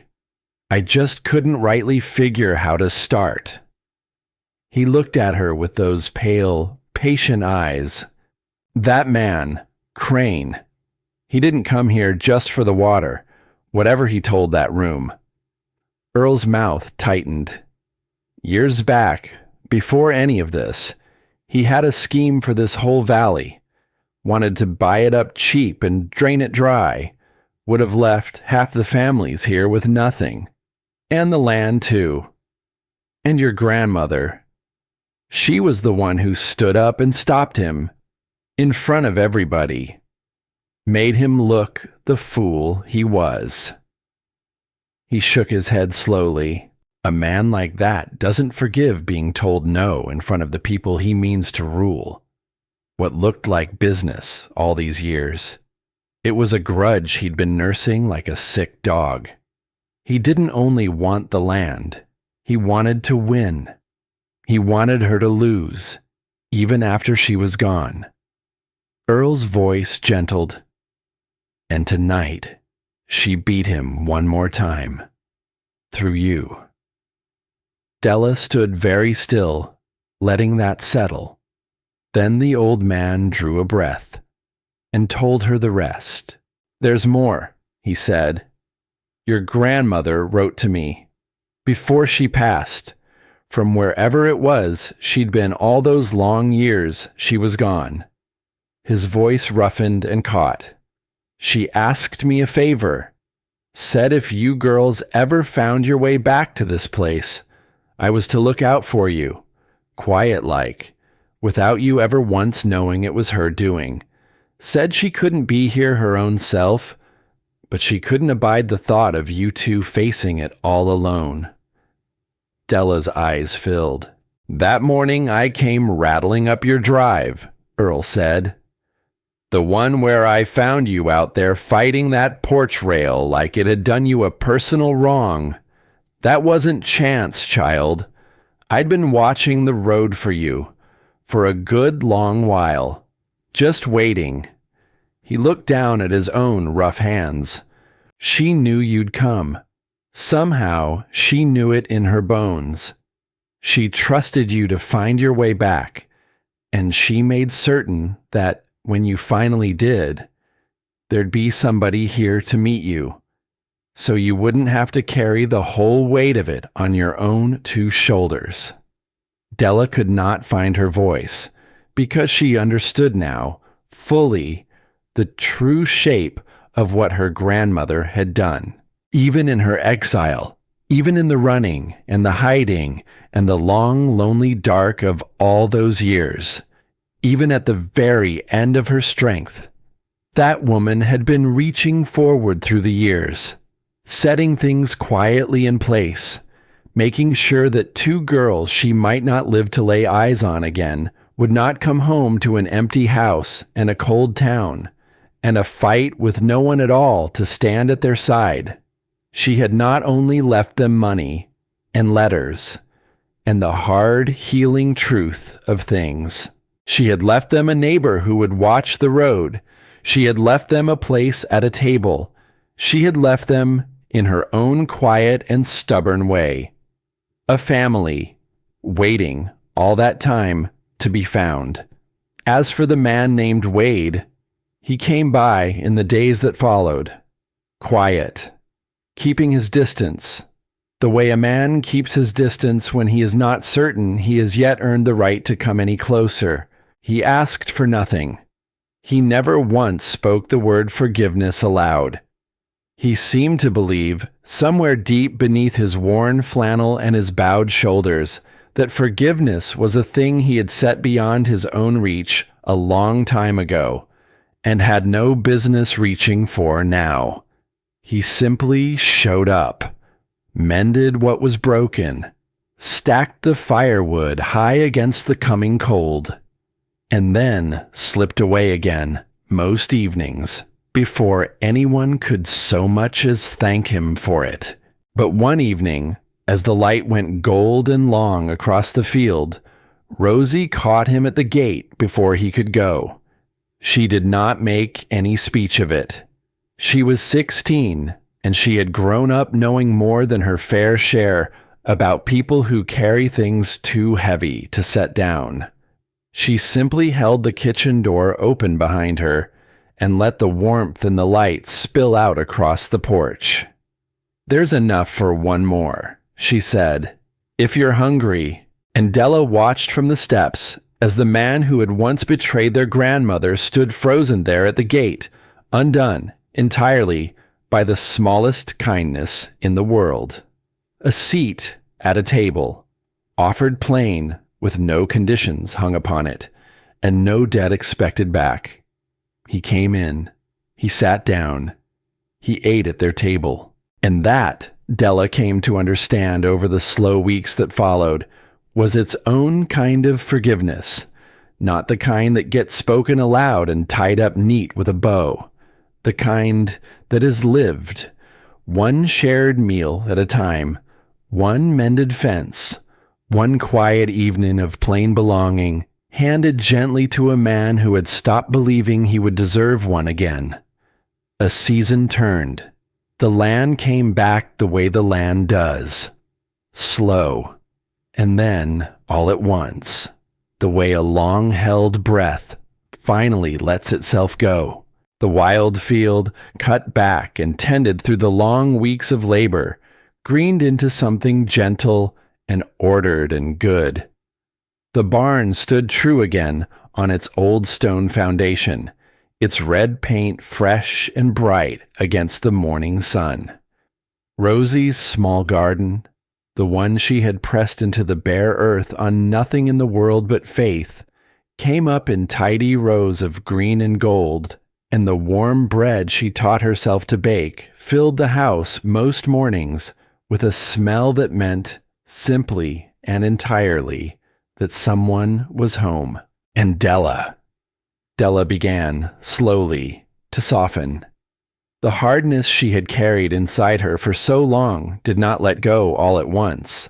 A thing built up across long, cold years, until a person mistakes it for her own bones, does not surrender easily or quickly, but it let go, piece by piece, the same slow, stubborn way the house itself had gone up, through honest work, through kind neighbors, through the strange, quiet healing that comes from belonging somewhere at last. And then, one still afternoon, while clearing out a forgotten corner of the old barn workshop, her hand found something pushed far back into the shadows beneath the dusty workbench. A wooden box, weathered, worn smooth at the corners by years of handling. Heavier than it looked, she drew it out into a falling shaft of dusty light and brushed away the years that had gathered thick on its lid, and saw, carved careful and deep into the old wood, 2 letters, initials. She knew them at once, though she had spent the better part of her life trying her hardest not to think of them at all. Her father's. Her hands were unsteady as she lifted the lid. Inside lay his tools, worn wrenches and a small hammer, and a handle gone pale and smooth from the grip of a hand she could no longer call to memory. And tucked up into the underside of the lid, gone soft at the corners with age, a photograph, a young man with her own dark and serious eyes, and her sister's bright and easy smile, standing in front of this very barn, his arm thrown loose around a young woman with the wind catching at her hair, and the sun full on both their faces. Della sat down, slowly, on the dusty workshop floor, and she understood, at last, the final piece of all of it. Her grandmother had told her the land had held their family longer than she could rightly say, but the land had never belonged to the grandmother alone. It had been her father's, too. This barn, this dirt, this wide and quiet sky stretched overhead. He had loved it first. He had worked it with his own 2 hands, with these very tools that lay now in her lap, long before 2 small girls were ever carried away from it in the rain. The fight her grandmother had given up everything she had to win had been, underneath it all, a fight to hold the very ground her son had loved with his whole heart. 3 of them, now. A grandmother who had made herself into a villain out of nothing in the world but love. A father who had loved this place before either of his daughters had drawn her first breath. And 2 girls who had found their long way home against every odd there was to take it up again and to carry it forward into whatever came next. A thread running back through all the lost and lonely years, and running forward too, into whatever the two of them chose from here to make of it. She sat a long while there on the dusty floor, holding her father's tools in her lap. And for once, the holding of them did not hurt. It felt instead like a hand reaching out to her across all those lost years, and finding hers, and holding on. There was one thing left to do. Della went down into the cellar one last evening, alone, with a lamp in one hand and a single folded sheet of paper in the other. The chest sat where it had always sat, on its low wooden platform in the far corner. Empty now, the money long since gone, spent on the debt that was lifted, on shingles, on seed, on the slow patient rebuilding of a life from the ground on up. The letters carried up into the house, read and reread, until the very creases had worn soft as old cloth. She knelt down before it on the cold stone floor, and she thought of the woman who had filled it, who had knelt right here in this same cold, dark, season after hidden season, folding worn bills by the light of a small lamp, stacking words she did not know would ever be read by living eyes, reaching forward, always, toward a moment she would not be there to see with her own. Della had spent the whole of her life waiting, waiting to be chosen, waiting to be kept, waiting for someone, anyone at all, to come along and tell her that she was wanted. But she understood something now that she had not understood before.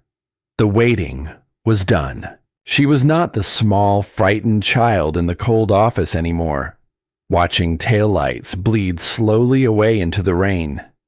She was someone who belonged somewhere now, someone with a sister, and a neighbor who watched the road, and a whole town that had risen up, bench by bench, to stand at her side. Someone with a grandmother's fierce love stitched right into the walls around her, and a father's working hands reaching out to her from inside an old wooden box. So she did not write a letter to wait for an answer. She wrote one to give. She wrote it slowly, in her own plain and steady hand. And she did not say a great deal. She wrote about a silver key, and a sealed chest, and a truth that had remade the whole of her past. She wrote about a woman who had loved so fiercely she let herself be hated for it. She wrote about a hard road and a warm pie set into cold and empty hands, and the slow, ordinary miracle of a ruined place becoming a home. And at the very end, she wrote a few words for whoever might one day come and find this. Some other lost soul. Some other frightened child. Some other person who had spent far too long believing they were the kind of thing that simply gets left behind. Whoever you are, she wrote, however you came to be standing in this cold and quiet place, you are not what they told you you were. You were wanted all along. You were worth the keeping, and you are home now. Stay. Mend what's broken. Keep it. It's yours. She folded the page once and then again. She laid it down in the empty chest, alone, in the very center of it, where a bundle of ribboned letters had once lain in the dark, waiting patiently for her. She lowered the heavy lid, and then she took the silver key from the cord around her neck, the key that had fit no door, the key that had been made, her grandmother had written, for the storm, and she fit it, this time, into a clasp of her own choosing, a new one she had set there with her own two hands. She turned it, and the chest sealed shut with a soft and solid sound, not locked against her, the way it had been the night she first found it. locked by her own hand, by her own free and steady choosing, a gift set down in the dark for someone who would one day need it, the way love is handed forward, quietly, through time. Della climbed the worn stone steps and stepped out into the cool blue evening. The field stretched gold and gentle before her, all the way out to the dark line of the distant hills. The barn stood true on its foundation. A lamp glowed warm and yellow in the kitchen window, where her sister was setting fresh bread to cool along the sill. An old neighbor's truck sat parked in the drive, and somewhere off down the road, a dog barked once into the gathering dusk and then went quiet. She stood a moment in the open doorway of the house that was hers. A grandmother had made herself into a villain so that a girl might one day stand in exactly this spot, on exactly this ground, breathing exactly this sweet and ordinary air. It had taken 12 long years to learn how to hate her, and one warm, mending season to understand that through every cold and lonely day of all those years, in ways too quiet to see and too deep to put a name to, a girl who had spent her whole life certain she had been thrown away, had been held the entire time, cradled close, carried, loved by a heart that had refused, against everything the world could throw at it, to let her go. She breathed in the pine and the warm bread and the cooling earth, and she turned and walked inside, to her sister and her table and her home,